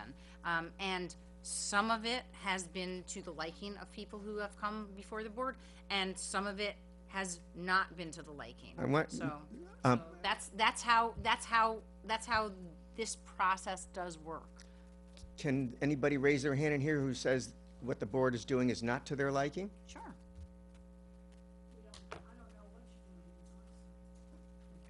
And you've been, Okay, well, I mean, we published the revised local law last week. It's been up on our website for about a week, I believe, approximately. And a Five- half, 5 probably. days, week and a half. Okay, so that, again, that's, we're going to be presenting it a little bit later, again, in our work session, so that we can continue to discuss it, based on the public hearing this evening. And then we'll have an opportunity to, decide if we want to extend the public hearing process beyond. So after you hear us deliberate again this evening on, the revisions that we've made to the local law up until this point, if we have further deliberations or further conversation beyond what we've already discussed, or if we don't, then the public will have another opportunity, if we decide to, again, adjourn the public hearing to the next, You would probably have to decide that at the end of the public hearing tonight, so Okay. before the work session. So unfortunately, you may just have to make that decision before you actually get to And discuss. most likely, we're going to do that, since we're having yet Right. another work session, and since it's the first night that we will have seen that that we're publicly deliberating on the newly revised local law. So with that said, you will know more about it, if you haven't already had a chance to review it on the website, a little bit later this evening, and then, again, you'll have another opportunity to comment on it at the next public hearing extension. No, you cannot. I'm sorry. No, you cannot. Why? Because nobody else wants to I speak. want to see that. I Oh. want to make sure nobody else has any other comments. Is there anybody else who would like to comment? Thank you. Then we're just going through the process in a way that everybody has a chance. Barbara Miles, 44 Quaker Bridge Road. I just have to say that Jamie Black made some wonderful suggestions there in terms of the artists' use and the mixed use to be down by Harbor Square. It doesn't make any sense in Crotonville. If you go to Peekskill, where they set up the artists and residents, and Tarrytown, they're all down by the train. So people can come off the train, walk and use and share in those spaces. That's what gets the town, the restaurants, everything working. Crotonville is a tiny little place. It's really inappropriate to put this type of facility over there. I mean, the roadways can't accommodate. I mean, as it is, it's a problem with all the building and trying to do the different different facilities that they're trying to put in up there. And I mean, as it is, if you just try to drive there, this makes no sense. And I'm just a simple resident, but makes no sense. I'm sorry, did she say, okay, you got her name and address, okay, great, thank you, okay. So, thank you. Okay, thank you.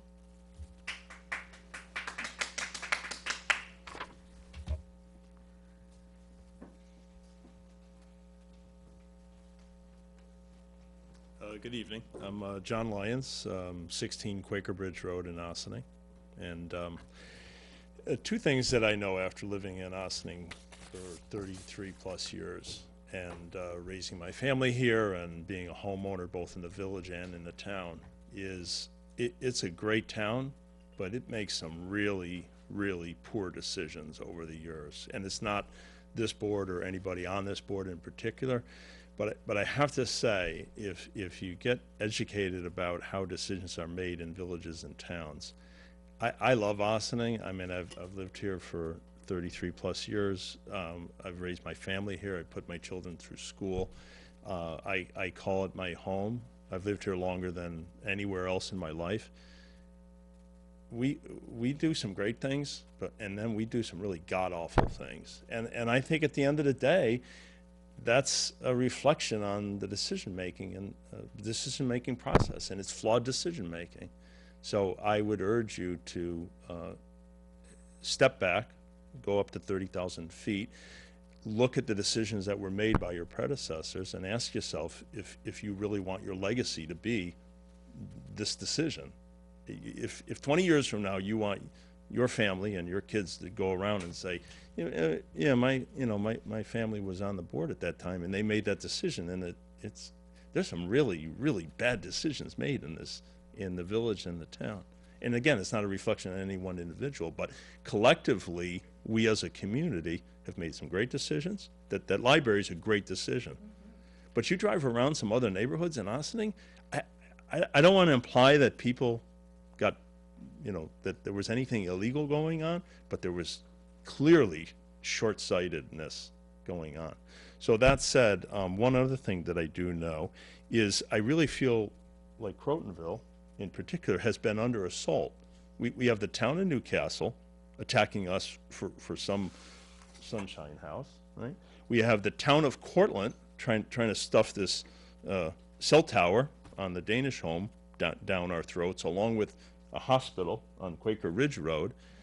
And now we have the town of Ossining, 3 towns within a mile of each other, all that intersect on Quaker Bridge Road and Old Albany Post Road and Glendale, making another decision. You sort of feel like, you work real hard, you pay your taxes, you maintain your home, you contribute to the town, you contribute to the school district, and then people go around and towns make crazy decisions that don't make any sense. So, I guess Ossining just happens to be the third of 3 towns in that 1 mile area that are under siege. I mean, I really feel like, it doesn't help that we feel under siege as citizens, period, in the last year. But clearly, we are under siege in that area. And I thought, okay, well, town of Cortland, they'll do what they're going to do. What are we going to do? Town of Newcastle, they're going to do what they're going to do. What can we do? But the town of Ossining, when I heard about this, I was like, wait a minute. The town I've lived in for 33 years is now following suit with their partners. Besides to complain about decisions that you didn't like, you haven't really articulated what it is about any of this that you don't like. I don't think you're thinking it through. I don't think you're thinking What it is through, it that Dana. you don't think? I don't, everything I hear about it, there's 100 people stood up and said it was flawed, and Okay, And, so I'm just and, asking and that's specifically. blank. I'm just So- asking specifically what it is that you think is flawed. That's what I'm asking. Why do we need this structure, this this thing? Why does it have to structure? change? There's no structure. Why does it There's have no to stru- change? there's Why no does it have to structure. change? So you want to leave it general business? I just want to leave it as it is. I just want the You just town of wanna leave Ossining it to general figure out business. something else to do with Leave their it as it time is. and not come Okay. to Crotonville. That's interesting. One of Leave it the, as it is. one of I won't waste any more of your time because I No, got no, the no. general feeling that I did waste your No, time. no, No, But, not at all. but Not at I really feel like I just we- wanted to know you if there know. was something specific, because you're saying you think that the decision-making is poor, and Yeah, I I wanted drive you to around articulate Ossining, why. Dana. The decision making is poor. I wanted to see, you to articulate what it was that was poor Okay. about Well, this thanks, decision. thanks for your time. Okay, thanks. Which we haven't made yet. I just want to come back to, and we really do appreciate as a board the opinions that are shared, and I think that we have a specific issue when we're talking about this particular parcel, because right now the way I see it, it's whether we zone it for residential, whether we zone it for skyscrapers, whatever we rezone it for, there's an issue in being able to have that happen. So the idea, and I take Ms. Black's point about evolving, but we're talking about something that my biggest concern is, if we don't figure out a way to incentivize sale of that property. No, we're not talking about the one property, though. property. I know, No, but the you whole have area. the whole area. Right, So those you're talking parcels about that- those parcels, That were right? GB. That And were And GB. then instead of changing to residential, we've said, okay, instead of going from general GB1, we're now going to go to neighborhood commercial, which includes residential. I mean, in all probability, regardless of the zoning change that anyone decides, those buildings will remain as they are today, and they will probably be there for our foreseeable future. So again, so I feel like we're talking about things that, Aren't I gonna don't happen. want to say are moot, but one of the things is that in order to make the change, you have to have some sort of economic base. My concern would be, what's the ideal market situation where somebody says, I'm going to sell this property, and for somebody to buy it and say, I'm going to build a house here. And that's the real concern. So in our thinking, we were trying to, and this is where the evolution part of it comes, is to figure out a way to incentivize a use other than the current industrial use. But let's be real clear here. We can change the zoning to pretty much whatever, we can come to some agreement and change the zoning, but the reality is nothing's likely going to change on those particular properties, and that's the concern. But the other point is, that I think you were going to get to, was that going from, the Corvette dealership, if they were to try to sell that tomorrow, and now it's zoned residential, it might be on the market for years. Forever. And may never sell. So we were looking for, again, a transition to get from point A to point B, and to do that with a way that was considerate of people's needs, changing market in terms of what people are looking for in residential, and how people do walk more and, like to have access. And we're looking at a changing group, of influx. I'm not seeing millennials out there in the audience, but I know that we have, I know that we have millennials moving into Ossining, and we hear about it all the time, and we're seeing more young families, and young, people coming in, and we have seen this as a stepping stone. And I think we heard for many meetings many of the public hearings at the beginning from the businesses that were there, who said, you can't do this to us. Our property values are gonna tank, because we're not gonna be able to sell our properties with this new zoning. And in consideration of those things that, It's not people though, it's property, and if you look at the, and we're gonna take a look later, very soon. This is really work session discussion I know, anyway. This really is work session discussion, so let's just table the conversation now until, let's just table the conversation. I still haven't invited you back up. Thank you. I'm tabling our conversation so that you can hear more of it, and I just wanna see, before Ms. Black comes back up again, and then we're going to end the public hearing shortly after that. Is there anybody else who has a first comment that they would like to make? Mr. Fiorito.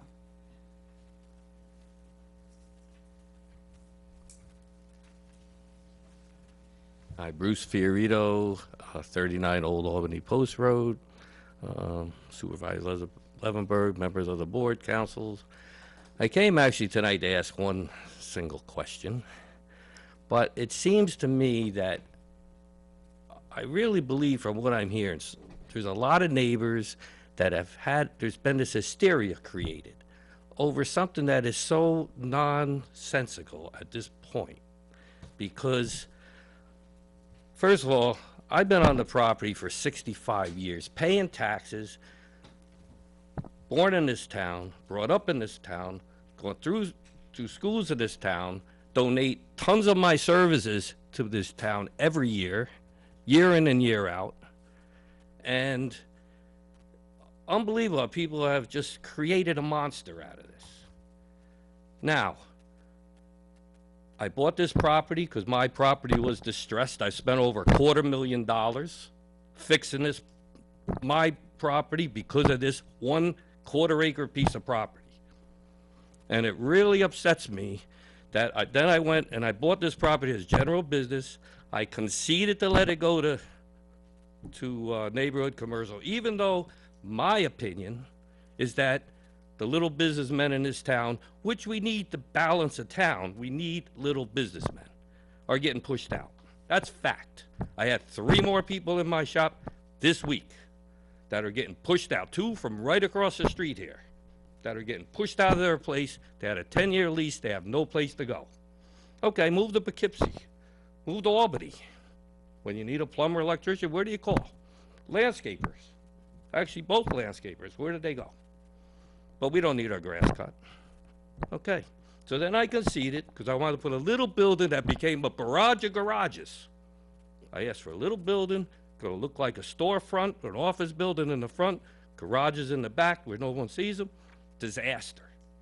Unbelievable disaster this was. Well, okay, so let's scrap that idea. I says, okay, I'll accept neighborhood commercial. I'll put a 2-family house there. Now, that's the only change. The only change that's going to be made in Crotonville is a 2-family house. Okay? Now, because Waterview, let's talk about impact to me over the years that no one seems to understand. My walls coming down, dirt coming down, all the thousands and thousands I spent for the water from all these cute little houses in Crotonville. Okay? My neighbors that didn't even know the way I was getting impacted. But I was. Okay? And I grinned and bared it. Whether I had the money or not, and they tell me, well, it's a good tax write-off. Great. Someone's got to make the money. So, here we go. I say, okay, neighborhood commercial, but a 2-family house. There's general business property on one side. There was general business, well, it still is general business on the other side. And it's a 1/4 acre. Now, the warehouses are getting changed to neighborhood commercial. That means if and when the time comes, they're going to go and they can't be replaced. So, what's the disaster? The hysteria that has gone through the neighborhood by certain people is so monumental, it's to the point of being ridiculous. Because nothing is going to change. What we want to change is things get cleaned up.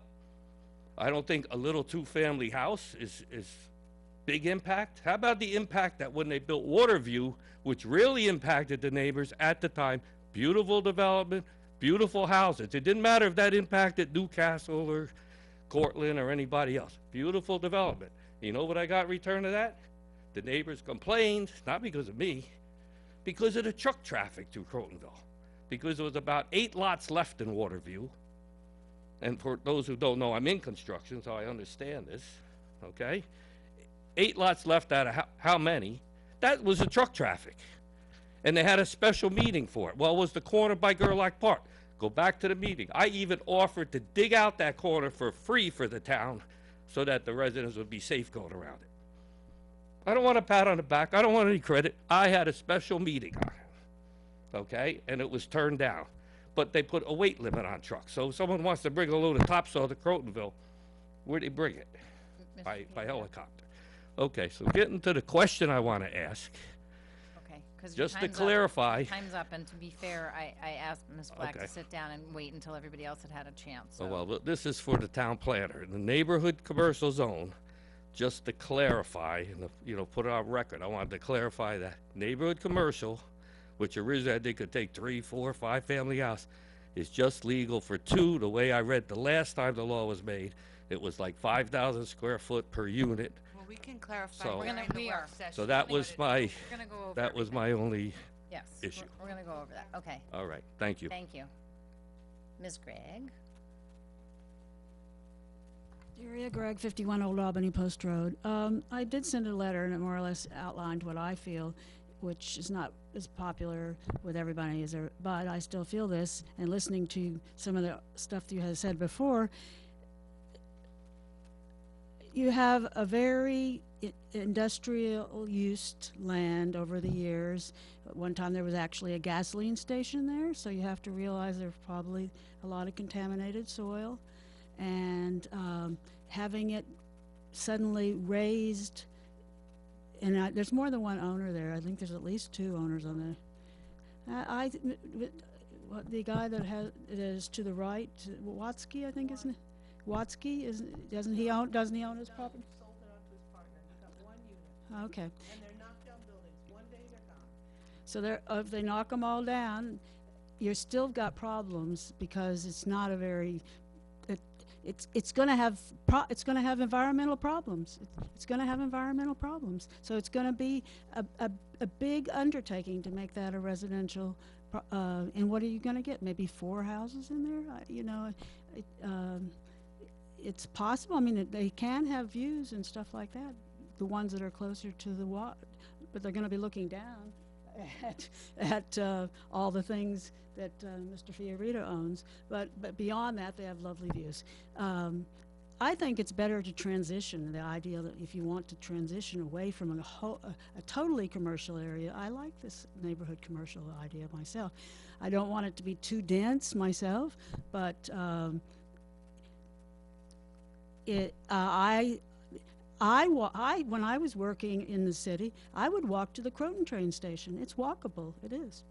And when you get down, if you could make it a little more pleasant to get to where you get on 9 and then you go along the river, that would make it even more desirable, because going down past Parker Bell, down that hill, there's no place to walk really. You're really taking your life in your hands, but it is doable. I mean, and it's a pleasant walk.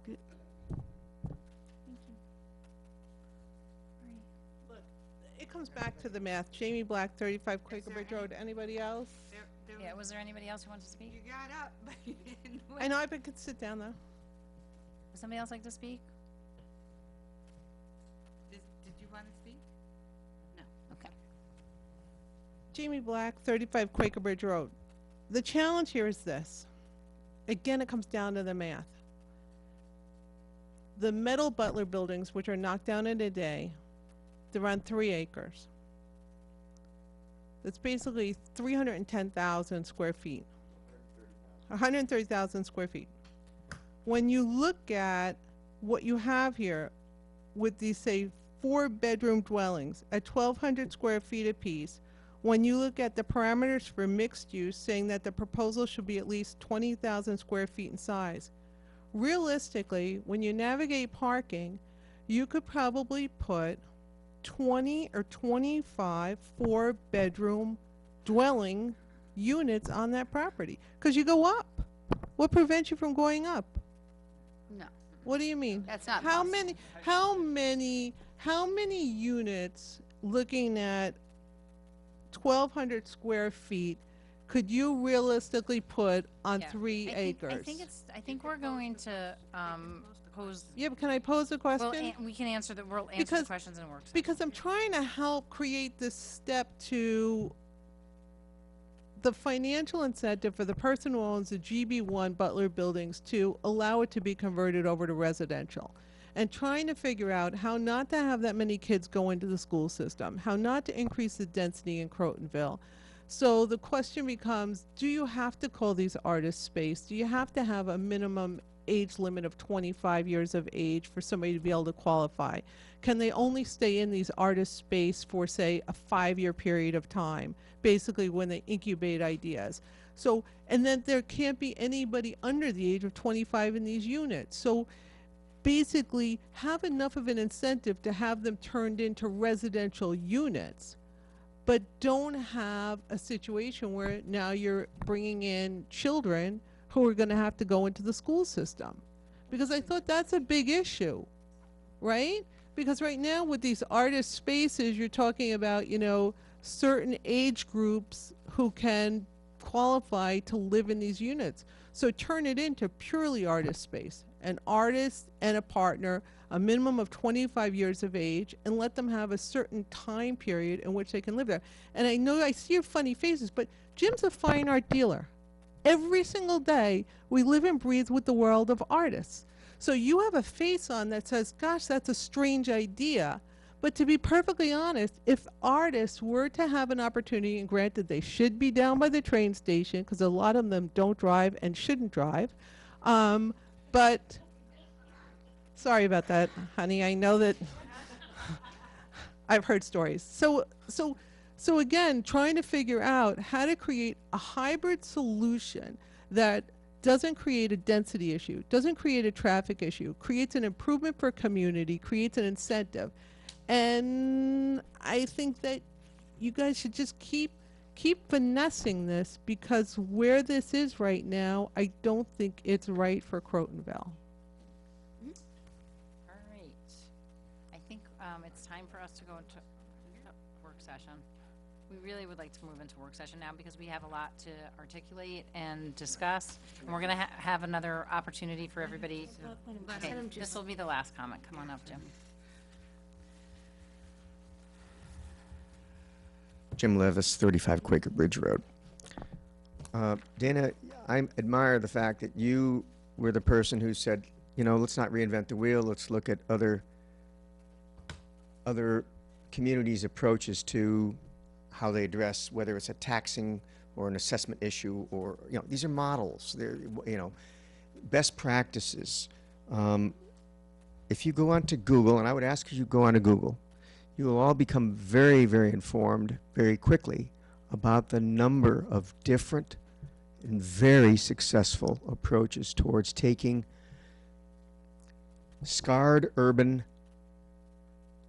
spaces, and I mean small spaces, and this is a small space we're talking about, and transforming them into very viable artist studios models. And I think Jamie's point is, look, in the big picture, 30,000 feet, don't you have a problem with the amount of spaces in the school in Ossining versus the amount of children that are populating, that are coming into Ossining.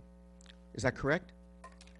They have enrollment increases, and they're seeing trends that look like that's going forward. It's continuing to increase, yes. Right, okay. So looking at that, whether it's artists or, you know, some other occupation, the point is there's an opportunity to create these fantastic small environments that have a positive, soothing effect on a neighborhood. And Crotonville, whether you like it or not, is a neighborhood.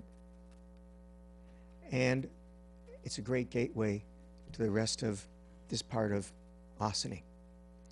And So you're saying you do or do not like the artist spaces there? I'm not understanding. I'm saying the artists, but with very specific covenants. I see.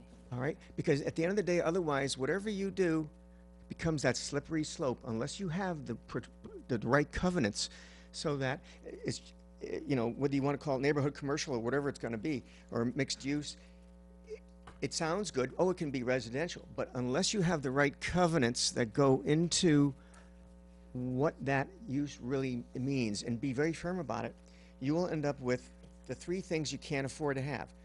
Severely increased traffic. You don't want that. You don't want a lot more children in this little area.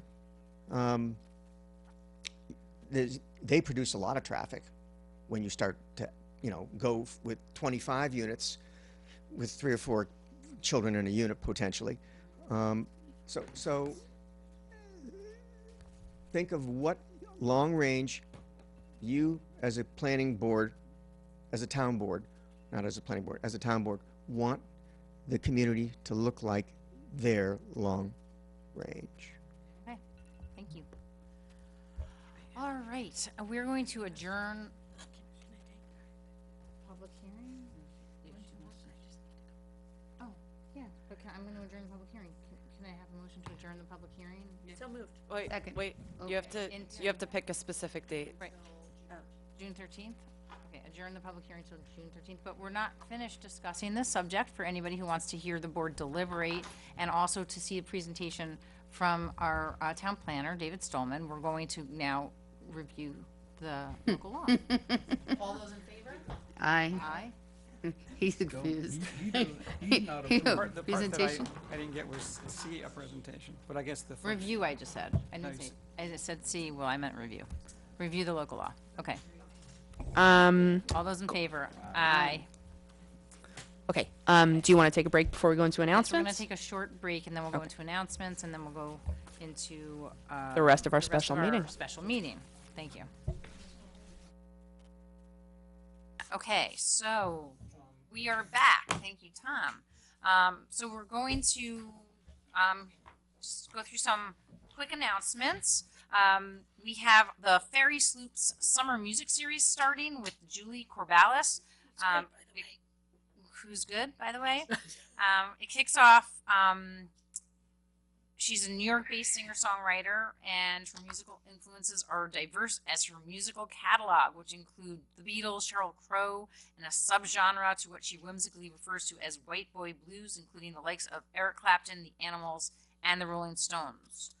Join Ferry Sloops for an evening of music on the shores of the Hudson River. Admission is free and open to the public, and that is tomorrow night, Wednesday, June 7th at 7:30 p.m. at Shattamuck Yacht Club. Ossining Documentary and Discussion Series is this Thursday night, June 8th, screening in celebration of LGBTQ Pride, Kiki, a special engagement, a first-run Westchester County premiere of this 2017 award-winning documentary. Kiki explores the underground ballroom scene, a larger-than-life world in which LGBTQ youth of color are empowered by staging elaborate dance competitions that showcase their dynamic choreography, fabulous costumes, and fierce attitude. It's also a safe haven for struggling at-risk teens who find acceptance, support, and friendship within the Kiki community. This film brings together heart-wrenching personal stories with incredible displays of creative expression, and it starts at 6:30 p.m. again this Thursday, June 8th. Seating is at 6:15. I've never seen that before, but I guess it's very popular. And then there's usually a conversation afterwards, which is the discussion part of the documentary and discussion series, and it takes place at Ossining Public Library in the Boudars Theater. This Saturday, June 10th, is our very own Ossining Village Fair, and everybody knows what a popular day that is. We will pray for good weather. We usually get some rain at some point during the day, pretty much every year. But hopefully most of the day will be lovely, and we should all come out and enjoy all of the many vendors, the many not-for-profit organizations, arts organizations, and everything else, everybody that comes out to participate in Village Fair. And hopefully lots of good food and good wares and good fun for all. Come on out. And it's right down really on Main Street in the village of Ossining. Ossining Jazz Festival, Seize the Rainbow, is the Ossining Arts Project's inaugural Austin Jazz Festival that starts and takes place on June 9th and 10th.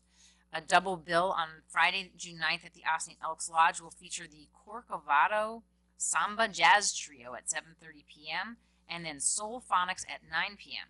Ooh, a double bill. Two double headers. Yeah. The lineup on Saturday, June 10th, includes Charles Campo at 7:30 p.m.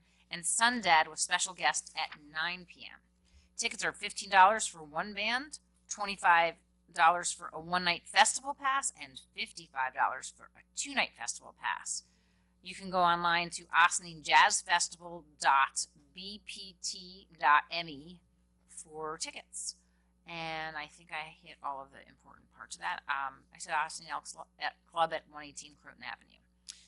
Westchester Collaborative Theater presents a taste of WCT, a savory sampling of scenes and monologues. Come experience a unique opportunity to get a free glimpse into the savory menu of offerings from Westchester's only ensemble theater company devoted exclusively to developing new works for the stage. Slated to be showcased are highlights from past performances that evolved from WCT's play development workshops, including Lot's Wife, The Maltese Babka, and I think that there's one more, 9 monologues from the notes from the front lines. That's Saturday, June 17th at 2 p.m. at the Boudars Theater at the Austin Public Library. And then Make Music Day, Austin Briarcliff, sponsored and brought to Austin by Mike Risco Music School. Austin and Briarcliff joined the 700 plus communities across the world to celebrate Fête de la Musique. I don't know how to pronounce French very well, so excuse me. Or Make Music Day in English. This celebration, now in its third year in our community, is brought to you by Mike Risco Music. Free live music will fill the streets on 6/21, the summer solstice, for all to enjoy. Some stores and restaurants will offer Make Music Day specials to celebrate this fun day. So look out for more information. You can go to facebook.com Make Music Austin Briarcliff for more information, or the MikeRiscoMusicSchool.com/Make Music Day, and or call Mike Risco at 762-8757. On Saturday, June 24th, Relay for Life will be taking place, and that's a big fundraiser for American Cancer Society, and goes from 12 noon to 12 a.m. The town and village have come together we have a team that's going to be supporting Team Geo. It's Geo Strong, and one of our town employees' son was very sick, and he's actually doing much better now. He's been declared cancer-free, but we are going to continue to help those who are struggling with this horrible disease. So come on out to AMD on Saturday, June 24th, and that's Ann M. Joyner Middle School. And I know that there is a hot pie. Is that this weekend? Yes. Could you remind me, because I know that I forgot to. The annual Hot Pie Donald Zarilla Memorial Scholarship Breakfast is at the Austin Boat Canoe Club from, I believe, 10 to 2. This Sunday? It's this Sunday. Starting at 10, we believe. I believe it's actually starting at 8 or 9. Oh, Hold on. Let me get that. Do we know? Somebody in the audience? No? Okay. Okay. Get up Until early about 11. and go to the Get up boat early canoe. and go. A lot of people go before church. It's an amazing all-you-can-eat breakfast for $10. Includes eggs Benedict, bacon, sausage, quiche, pancakes, everything you can imagine. Donuts? Donuts. Hi. Yes. I hope Cheese there's pie. All right. Quiche. Okay. Quiche me, you fool. Are there Anyway. other announcements? So. I have one. Okay. This is actually a village announcement, but I think it has implications for the town as well. On Thursday, June 8th, the Kevin Dworka will be presenting the results of the Ossining Village Housing Needs Assessment at 12 p.m. and 7 p.m. at the Joseph Caputo Community Center. And 12 p.m. and 7 p.m. It's the same presentation, just 2 different times a day. So given all that we're talking about, I think that understanding the housing needs in Ossining, the village of Ossining, really do have an impact on the town as well, and can direct some of our conversations too. So I encourage people to go. And also on June 16th, starting at 5 o'clock. There's going to be a celebration of Ossining Basics, which is a collective impact initiative that the schools brought to our attention, and everybody from many different sectors of the community has been working together to get parents to start helping their kids get as many words as they can by the age of 3. So there's a wonderful new mural that's in at the community center now that identifies the 5 principles of the Ossining Basics. And they're up in a big poster also on the bank building downtown that you can take a look at. They're up at the community center. And on Friday, June 16th at Engle Park, there is going to be a celebration of the Ossining Basics. So if you know any new parents or grandparents who are new grandparents and they forgot all the great things that they need to do to make sure that the kids have lots of vocabulary and understanding of numbers by the age of 3, please do send everybody down. Anybody's invited on Friday the 16th, 5 o'clock. Okay, so And we got. let's do this again. Okay, let's do it again. The Hot Pie Donald Roosevelt Memorial Breakfast is Sunday, June 11th, 8 a.m. to 12 noon. Okay. Food is served until 11. There are eggs any style, eggs Benedict, pancakes, French toast, waffles, bacon, sausage, hash browns, coffee, tea, juice, and more. All are welcome. Adults $10, children $5. I think that the and more part was the donuts. The donuts, yeah. No, there's always Okay. donuts. All right, good.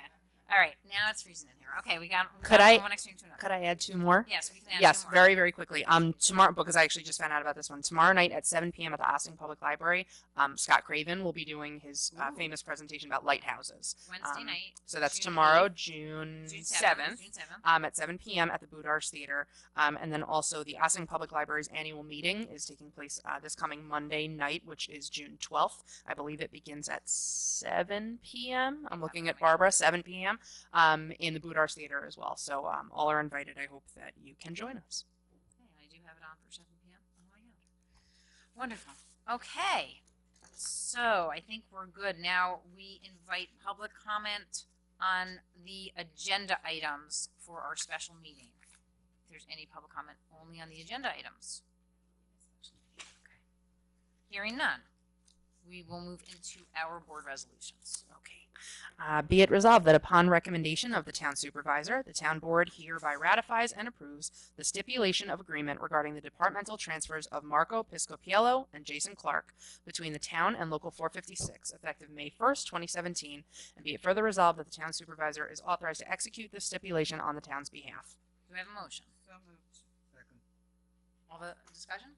All those in favor? Aye. Opposed? Abstentions? Be it resolved that upon recommendation of the town supervisor, the town board hereby ratifies and approves the stipulation of agreement regarding the compensation for the position of auto mechanic helper / laborer between the town and Local 456, effective June 1st, 2017, and be it further resolved that the town supervisor is authorized to execute the stipulation on the town's behalf. Do we have a motion? So moved. Second. All those in favor? Aye. Opposed? Abstention? Resolved that the town board of the town of Ossining hereby accepts, with regret, the resignation of part-time building inspector John Hamilton, effective July 1st, 2017. Do we have a motion? So moved. Second. Discussion?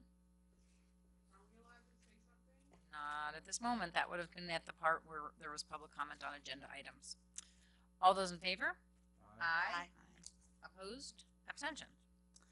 Resolved that the town board of the town of Ossining hereby appoints Holly Perlowitz, Ossining, to the position of receiver of taxes for the term expiring December 31st, 2017, with an appointment date of July 1st, 2017. Do we have a motion? So moved. Second. Discussion. We are very excited to have Ms. Holly Perlowitz joining us in about a month and a half. No, Nope, not even 3 a month and a half. We're in less than 3 weeks. We had an open process where we interviewed candidates who, we solicited candidates from for a number of weeks, and we had an open process, and she clearly rose to the top, and we're very excited for her to be joining us. I just also want to thank John Hamilton, for his dedicated service to the town since 19. John actually worked for the Village of Ossining as a building inspector Right. until I believe 2003, at which time he became the town building inspector, and then became part-time in that role in 2005. Okay. So, so John has served us very, very well. He's run a smooth and tight ship in the building department. He's been very fair, we believe, and I know that he's worked very closely with the planning department, and he's got a great staff, and we wish him well in his future, whatever that may hold, and we're grateful for all the time that he's given to us here in the town. All those in favor for Holly, please. Aye. Opposed? Okay. Thank you very much. Now, can we turn that air conditioning down? Yep. Thank you. First, we need a motion to adjourn back into work session. Okay. Do I have a motion? So moved. Second. All those in favor? Aye.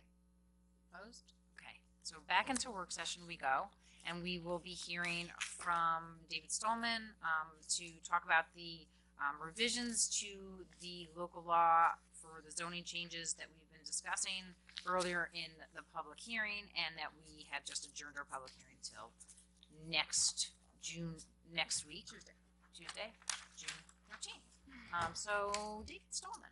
Thank hello. you. Thank you. Welcome, and thank you for being so patient throughout this process. We appreciate it, and if you want to, I'm hoping that you'll just take us through some of the highlights of the changes that have been made from the last iteration to this iteration, and then if you could just discuss a little bit, since there seems to be some questions about the artist live workspaces. If you could just sort of talk a little bit about the background, how we derived the particular language that's introduced into our code for that, and why, and what you think the impact might be. Okay.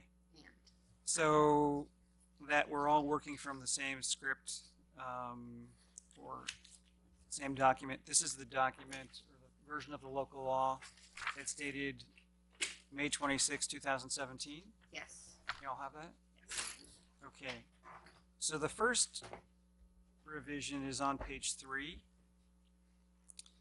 And this term, if you look at item 3 on page 3, in paragraph D, as in David, it says setback and screening requirements for non-residential uses that are contiguous to residentially used lots, which is pretty clear, and residentially zoned lots. So a question came up, what is a residentially zoned lot? Because many of the zoning districts in the town allow residential development, although they're not really thought of as residential zones. So, and this came out of something that Steve Silverberg said. So if you turn to the bottom of page 15, we have a definition of what residentially zoned lot means. And as you see up there on the screen, it says a lot which is in any of the one-family residence districts, the multifamily district, or the multifamily in district. So that's what residentially zoned lot means. Not NC? Right, so NC would not. NC would not be in that? Page 15, it says residentially zoned lots. Page 15. It's a definition. You see the definition? Right. So the this term is used with respect to setbacks and buffers for these residentially zoned lots when these residentially zoned lots are adjacent to a non-residential use. So, for example, there's no substantive change here.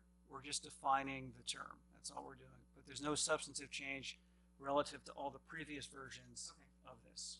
And for example, in the NC, I think that there are qualifiers so that if there's even if it's next to a residence, it doesn't have to be next to a residentially zoned lot. Right. On page 3, it says setbacks and screening requirements for non-residential uses that are contiguous to residentially used lots or residentially zoned lots. Okay. So Okay, use lots or zone lots. Right. Okay. So we've now defined residentially zoned lots. Assuming that use is legal. Right. But I guess that's implicit because they wouldn't be allowed to continue to do it. I don't know if that would be worth clarifying. Nothing. I'll jot it down and think it through. Yeah, but it just jumped out at me, like if you have someone that's just Well, are you talking about the residential? the use. Like if someone's using a lot residentially, but they're not technically supposed to be doing it, should they get the benefit I of think these? so. I think that's intended. If the use isn't permitted and they're just doing it anyway? Yeah, because the buffer and the setbacks and buffer will protect the A resident. quality So, of I mean, life actually, a of perfect where- example is the current Fiorito property, right? Because that's zone GB1. So if you build. But it's pre-existing non-conforming, Yeah. correct? But that's what I'm just saying, that it's legal. That someone's just doing something they're not permitted to do. They didn't throw a tent in a GB zone? It was just, I don't know if that's But worth I mean, clarifying. why else would it be used if how would it be in existence as a residence? I don't even understand Well, what that would be. Well, I'm People just, move into general. I'm just somebody moves saying, into our house. if that situation did ever come up, I it don't just wanna popped into spend so my much head. time I on this, 'cause understand. it's really, So, technical, for example, technical. we have the big purple parcel on Stanley Avenue. Okay. It would be adjacent to a residentially used lot, even though that would be non-conforming. Currently. I non-conforming understand that, but it's pre-existing legal non-conforming. Yes. That was the only distinction I was thinking of. I anyway, understand the as opposed concept. to not Alright. being- Yeah, but that's it. Okay, all right, Okay, next. We can move Okay. on. okay. That's change number one. So change number one is defined residentially zoned. Mm-hmm.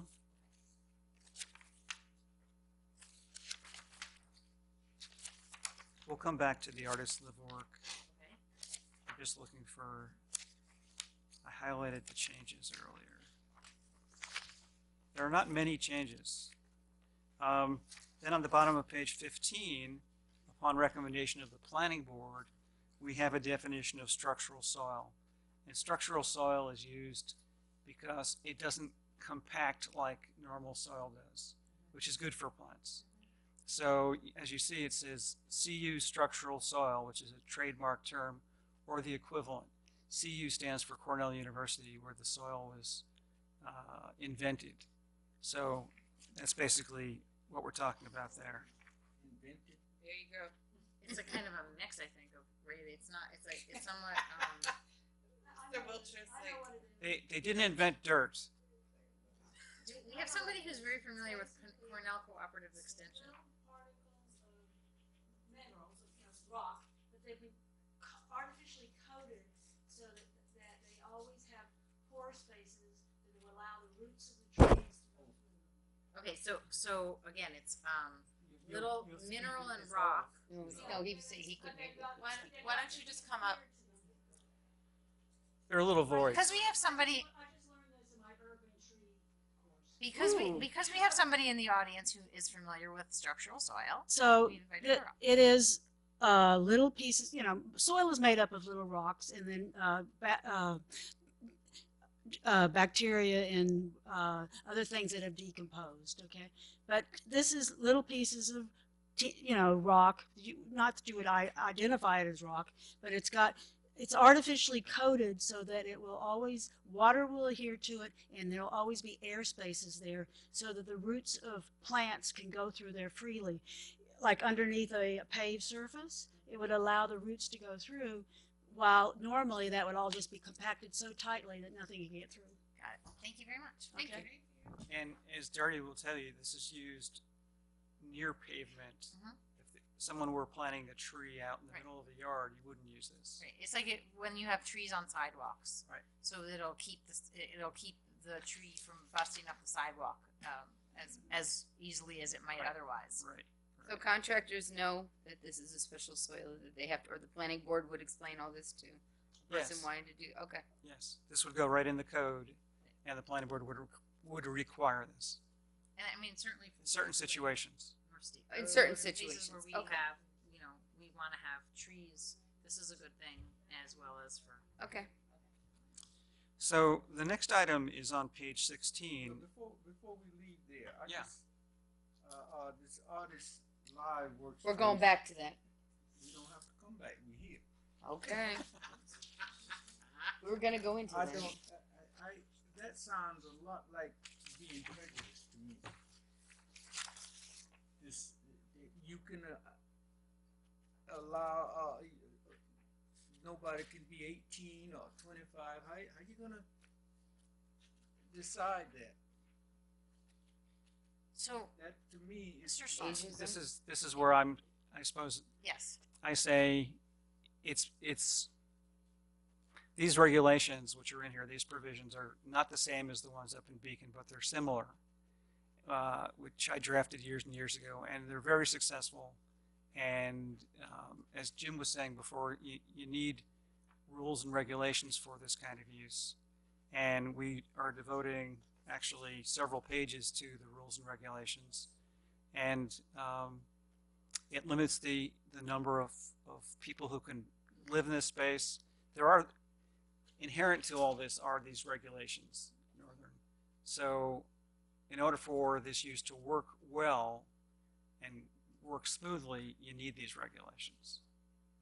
To work as, for what As- they've been built for. As So, Ray, I'm artists. just gonna read it out again. A single residential unit, which unit is designed for and occupied as a combination of living, artist studio, and artist workspace, with or without retail space for artwork, for year-round residents by not more than 2 persons who are at least 18 years of age, of which at least one of whom is an artist in residence, and by not more than 2 children of said persons who are under 22 years of age.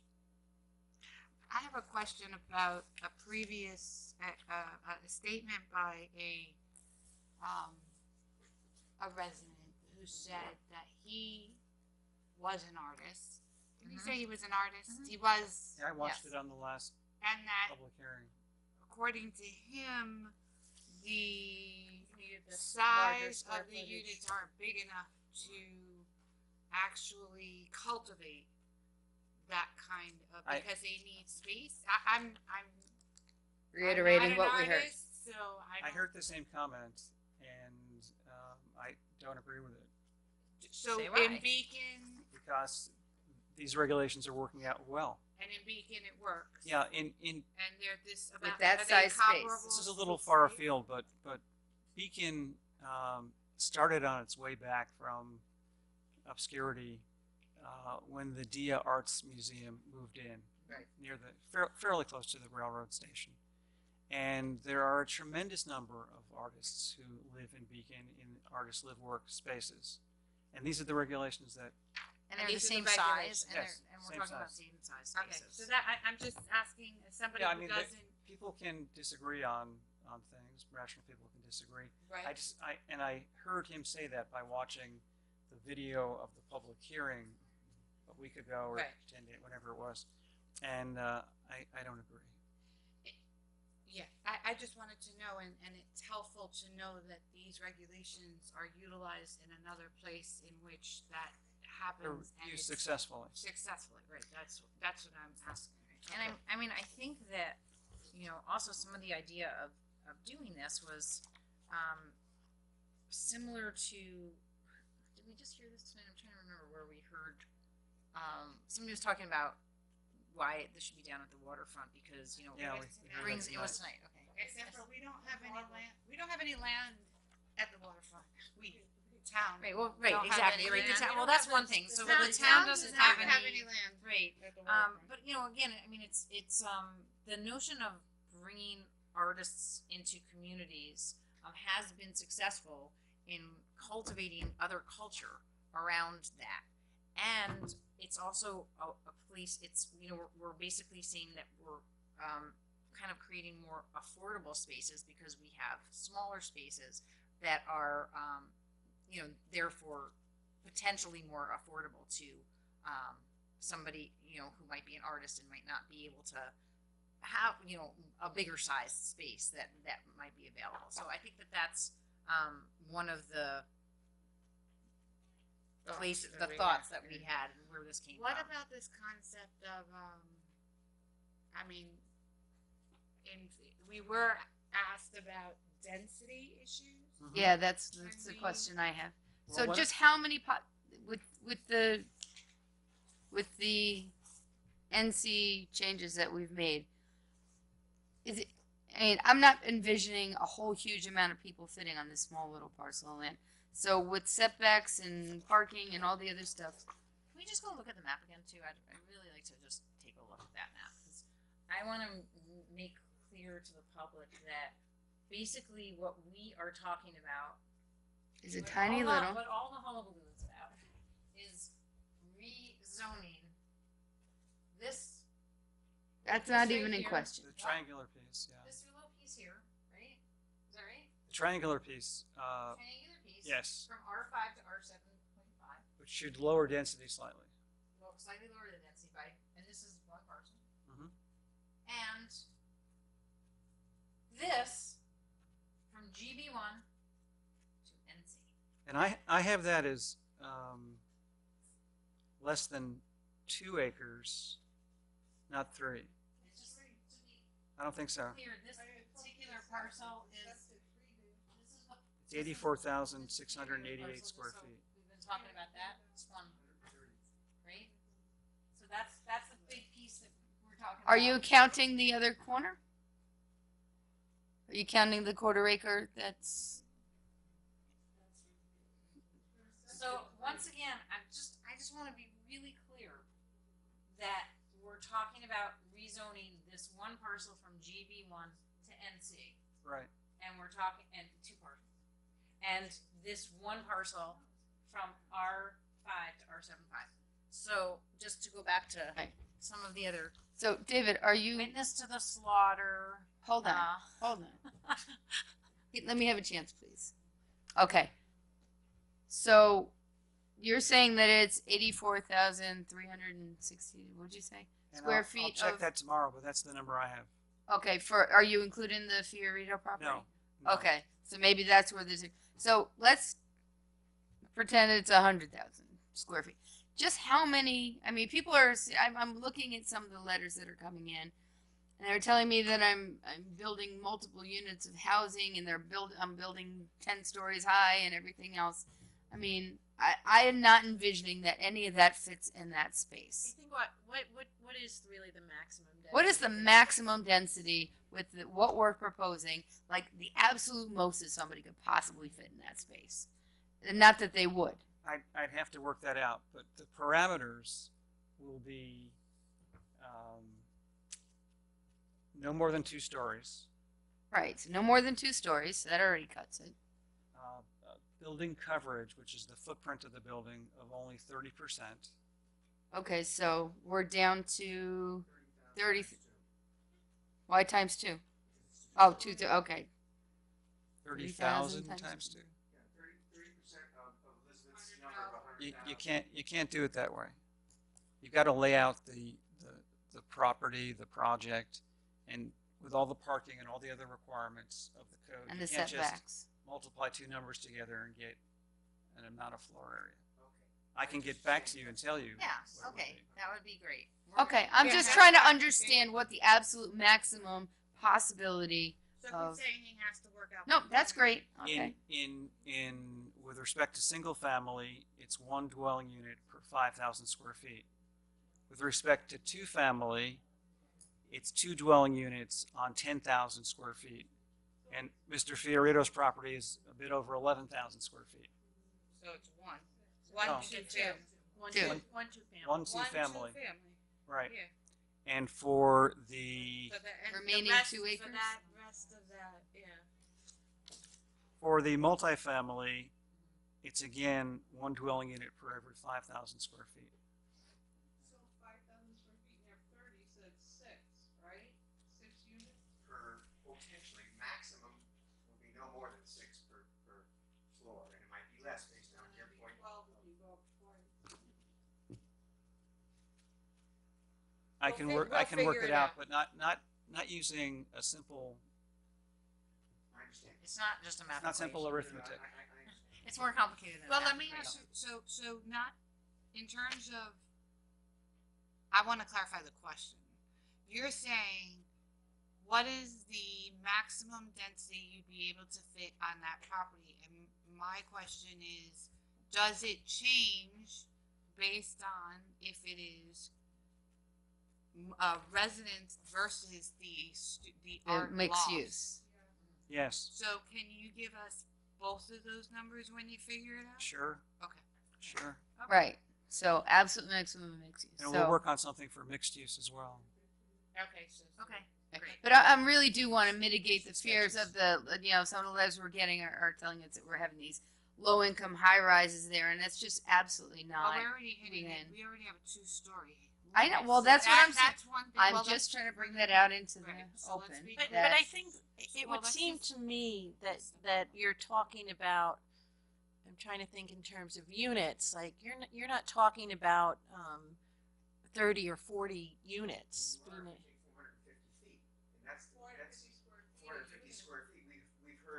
Not with the parking and the setbacks and everything. You don't divide anything by 450 square feet. Okay, you understand. No, So- but I think it's good to put it in context of we don't have to say the specifics, but we're really talking about a fairly limited number, whether you're doing single residence or multifamily. We're not talking a big Or development loft here. spaces or mixed use. Right. But I Okay, we're Okay. not We're- having, s- this is actually our work session now, and even though we'd love for you guys to send us your comments, we're not having a back and forth right now. So we appreciate the thought process, and we're going to evaluate what the maximum density would be with the variety of uses so that we can have a better picture of what that would look like if it were completely built out, which is not necessarily ever going to happen, but what would be the quote-unquote worst case scenario in terms of density. So we can then Right. have that. That's what I'm for asking public for. discussion, right? That's what I'm Okay, asking So for. we'll figure that out. will do that. And then Okay. that'll Do some see sketches helpful Right. for us And then to and discuss next time. you know, so I'd like to hear the maximum, and I'd also like to hear the typical, like most people don't jam them in like little sardines. Like if you were gonna build a 4-family house, you would also have a yard Three. and You parking only, and only 3. Maybe, and allow maybe, density. but the other thing too is that Two we're talking about a lot of different things. We're talking about density. We're talking about kids. We're talking about traffic. So typically, there is a possibility in a single family dwelling, the potential for children is typically much higher than if you're doing smaller units that maybe are 1 and 2 bedroom units. So that's also a consideration. So it's not necessarily, again, in looking at this and giving some flexibility and looking at the NC, I think there's other considerations that we heard here besides just density. You have an issue of small businesses, which I think is important to people in Ossining, whether it's in Crotonville or anywhere else. You have an area that has historically been a business district. So how do you balance those needs? Because there are needs for all of us in our community, whether we like it or not. We need, I think Mr. Fiorito made some good points about the need for local businesses to have a local place to be. I mean, we spend a lot of time talking about sourcing locally, eating locally, local sustainability, and we can't just decide that it's only local things we like. I mean, we do need some, we need our plumbers and our electricians and our landscapers too. So I'm not saying that, I also understand the impact of having general business in a very residential area on a narrow, Curve, windy like, street. yeah. So you got a lot of different issues here, and they're all very, very, very legitimate. So it's not one person's right and one person's wrong, or we're trying to lead down the road of making a bad decision. We're trying to make a decision that makes as many people happy as possible, and that's a little bit of a challenge in this, because let's face it. Not just make people happy, but actually be viable, right? So that's the other piece of it, and you talked a little bit about that earlier. Well, the viability of a zone that's actually going to either attract buyers, or attract development that makes sense for the area.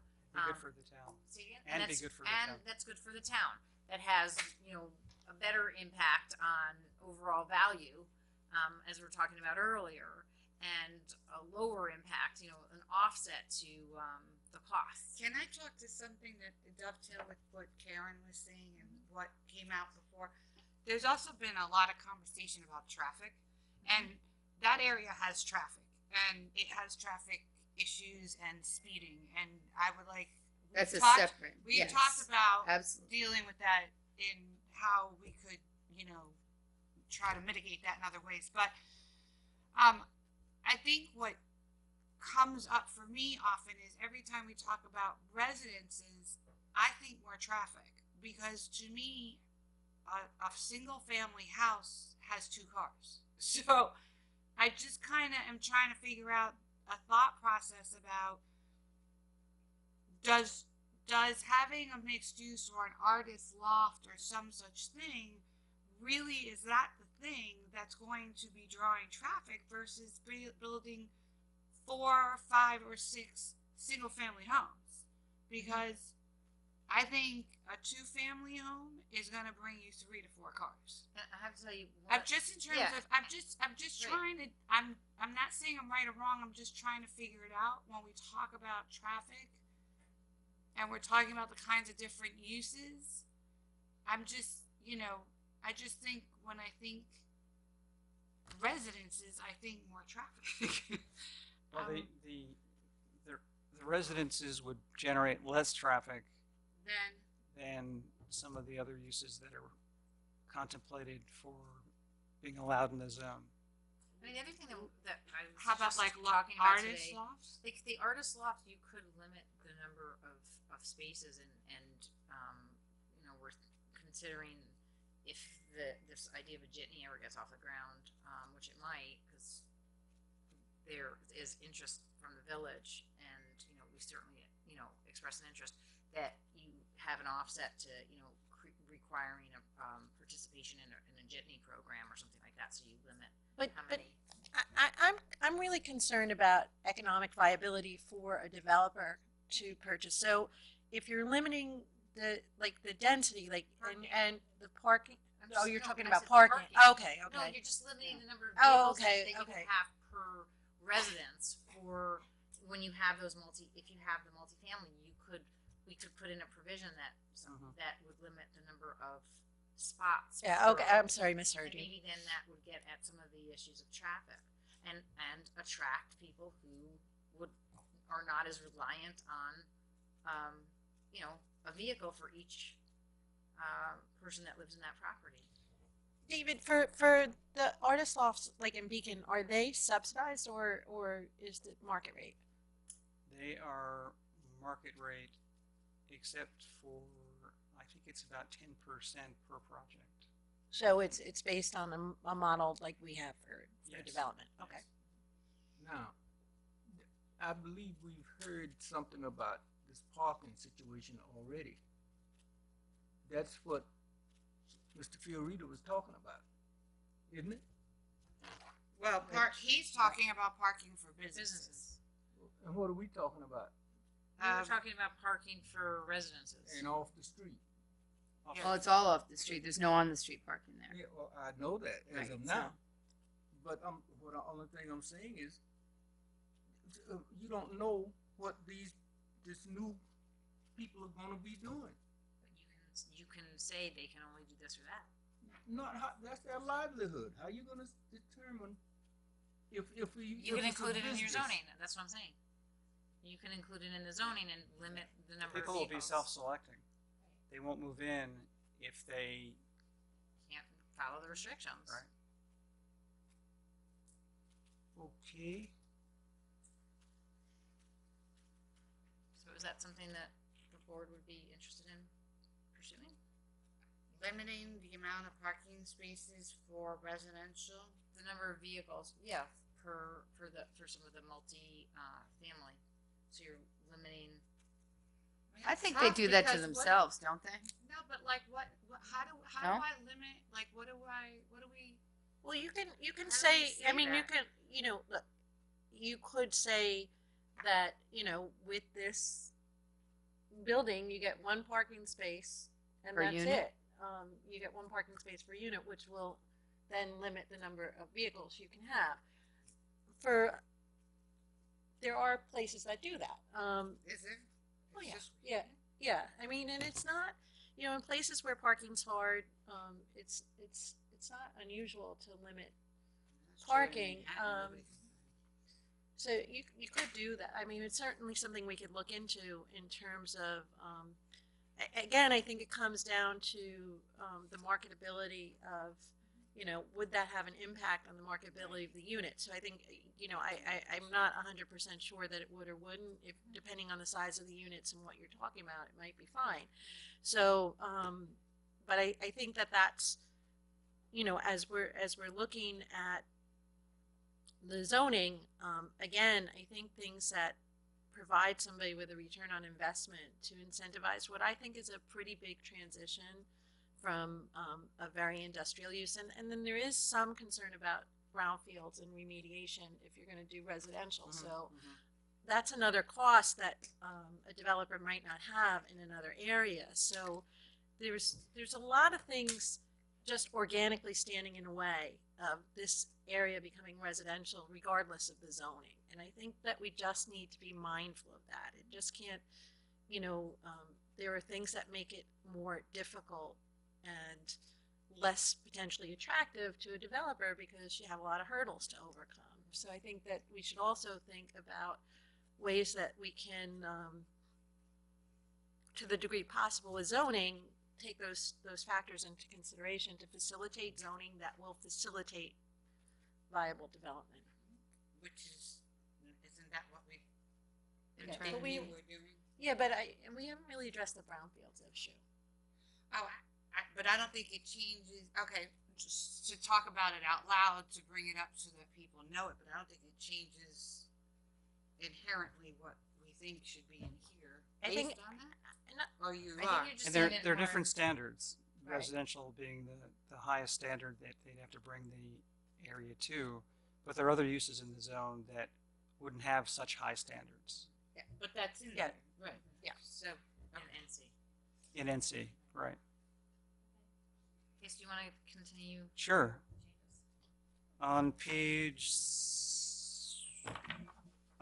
16, this is a change that we need to make. This is the one that you pointed out this afternoon, Dana. We changed the maximum number of guest bedrooms in a bed and breakfast establishment to 4, but I neglected to change the 8 to 4 in the sentence A. Just that 8A. first, the chart Yes. jives with that, but it's just the top sentence doesn't. so. Right. And then if you turn to page 19. Oh, wait. A, the maximum number of guest bedrooms shall be, what's the right number? 4. Okay. The good. table is correct. Thank you. Okay. And once again, this is a definition for bed and breakfast establishments. It lays out what can be included for bed and breakfast, but the only place that has is zoned for bed and breakfast is behind Executive Boulevard, correct? Yes, that's correct. Currently, yes. Currently. Okay. And then page 19, there's a table there showing the 3 properties as you pointed out, Dana. Right. So again, there was much longer list of rezoned parcels when we started, Mm-hmm. and we are now down to 3. Right. And we added the middle parcel since the last version of this. Right. Again. And then the only other change in terms of the text would be on page 21. And this was based upon the recommendation made by the planning board, where they thought that the replacement of biomass trees Was too financially. for single family and 2 family. For existing single family and 2 family, right? Right. So what we have now is in connection with all subdivision and site plan applications. So that would be anything other than single family and 2 family. So a new Residential, single family non-re- wouldn't have that restriction. A new single family. If a developer came in and wanted to subdivide a property, he would have to live with the restriction. Or Okay. Restriction. Live with the requirement. Okay. And the not planning the board is okay with that? The planning board thinks Yes. that's okay? But not the existing. not the existing single And family. not if you're just building a single-family home. Right. Right. Okay. Only if you're subdividing or building a development of single-family homes or other. Or non-residential as Right, well. non-residential, anything else. Anything that you would need a site plan Site approval for. So anything that would require a conditional use permit from the planning board also requires site plan approval. So that would kick in here. And the planning board's happy with that. That's what they Yes, want. yes. Got it. And then the only other change is on the map, which is the last page. In my copy anyway. And that's the same as you have up on the screen right now. I found it interesting, with all the people that talked today, one person said leave it alone, which to me is just leave it GB, which confuses me. But Mr. Wiltshire likes it. One person likes the idea of neighborhood, or, okay. Yeah, like I guess Mr. transition. Fiorito would love GB, but is okay with neighborhood commercial, so I guess he goes both Two ways. people want it. So We're two okay with NC. Two people are okay with NC. And One a lot person of said the- to me as they were walking out that they needed more information after making some other comments. Okay. Changed and said I might need more information. okay, and you know, a lot of letters are feeling like there's going to be this huge development there, and I feel like that's misinformation. So I think we need to make sure that the neighbors who are speaking, I mean, because we had that whole crew in the beginning said just leave it GB, and then we've had this continuous group of people who are asking for residential, but there's a whole misinformation. I think that there's going to be this huge development down there that's going to, you know, bring hundreds of people in there. So I really feel that we need to get the information out there of what is possible and what, you know, get rid of some of the misinformation. And I think that's also important for everybody to understand that that property will stay the same as long Yeah, as it's- it's contiguously sold for, you know, For that for use. the same use. So unless somebody decides to not, if it lapses for a year where it's not the same use, then it reverts to the new zoning, correct? Reverts to the new zoning. Like You would yeah. have to come in with a permitted use, yes. Yeah. So the reality is that no matter what we decide today, It's the going to continue chances to of be used as general anything business. changing in the very near future is, I believe, pretty small, With the exception of that one property. with the exception of Fiorito property. This is the reason the attorney said for us not to go, you know, going to no doors or talking to the Well, that's why public. I'm listening to the people who spoke tonight. Well, you listen, but that's Yeah. all we do. We Well, don't- now we're we don't- talking about what we heard. All right. That's the point. I'm just saying, we do not go, because if you say it one way, I'll say it another, and she'll say another one, Mhm. and then they all confused and, you know, leave it alone and talk at your meeting. That's it. Well, we are talking at the I know. That's why she Okay. said it. Yeah. Yes. Okay. Yeah. We Okay. did hear, and We said that And there were people who did said say they that. wanted Residential, residential. There are yes. people Yes. who have said they're not sure. There are people who have said they didn't mind NC. And we just think also there are people who just don't necessarily know. They may or may not stick to a decision that they Thought they were initially sure of. made, but they may not actually know what is in here because it's many complicated. people are not going to comb through the very difficult website that we have, and that's a whole nother conversation. Yep. To go find where the document is and then read it because most people don't have that time. So, to Liz's point, we have to do the best job we can do, and I think part of it is having continuous public meetings and having continuous work sessions and having continuous conversations, but which we we've might done, but need- we'd like to come Right, to we an end have. at some point very, very I soon. get that. I think there might be some Because of we the, have been talking about it for a long time. I get that. But again, keeping it in perspective. Regardless of the zoning change made, there are no immediate plans for any development, either residential multifamily, large, small, or otherwise, anything. on the table, so, Just look at the map in terms of keeping things in perspective. yeah, it's, Right. it's, Rezoning 3 parcels.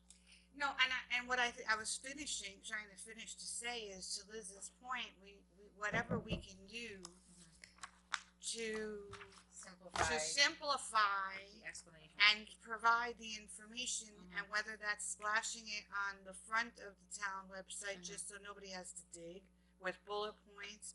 If there's some That's kind of an email we can send out that says, I'm just to try to disseminate more information to allay fears, because nobody wants to feel that they're being attacked, and we do understand. And we want to make have sure been they're listening. feeling We heard. understand We really have been that area is small, is very residential, and has a lot of things going on in places that we Yes. cannot control. And that is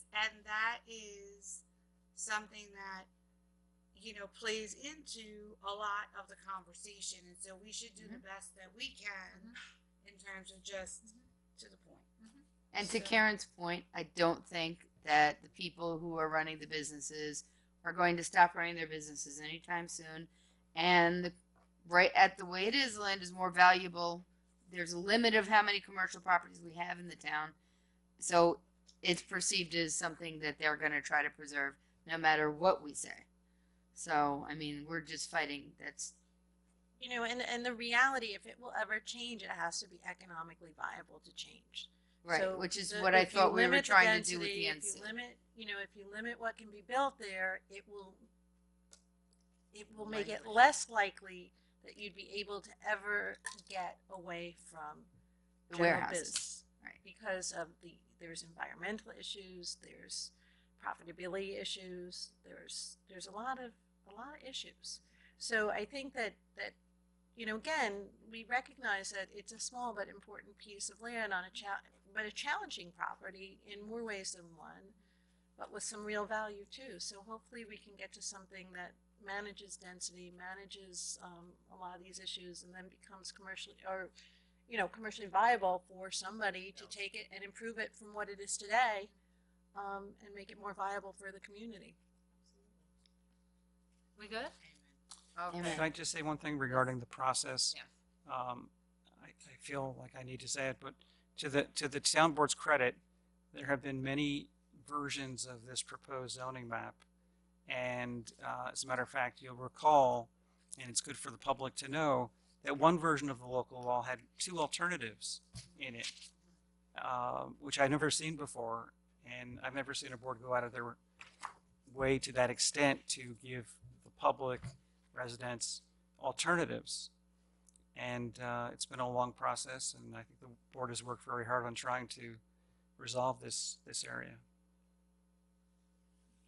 All right, well, thank you very much. And again, we will, we've adjourned the public hearing till June 13th, and we will deliberate, and hopefully, again, we will be very close to a decision and closing this process and moving forward. And there's a question, and I'm going to allow it.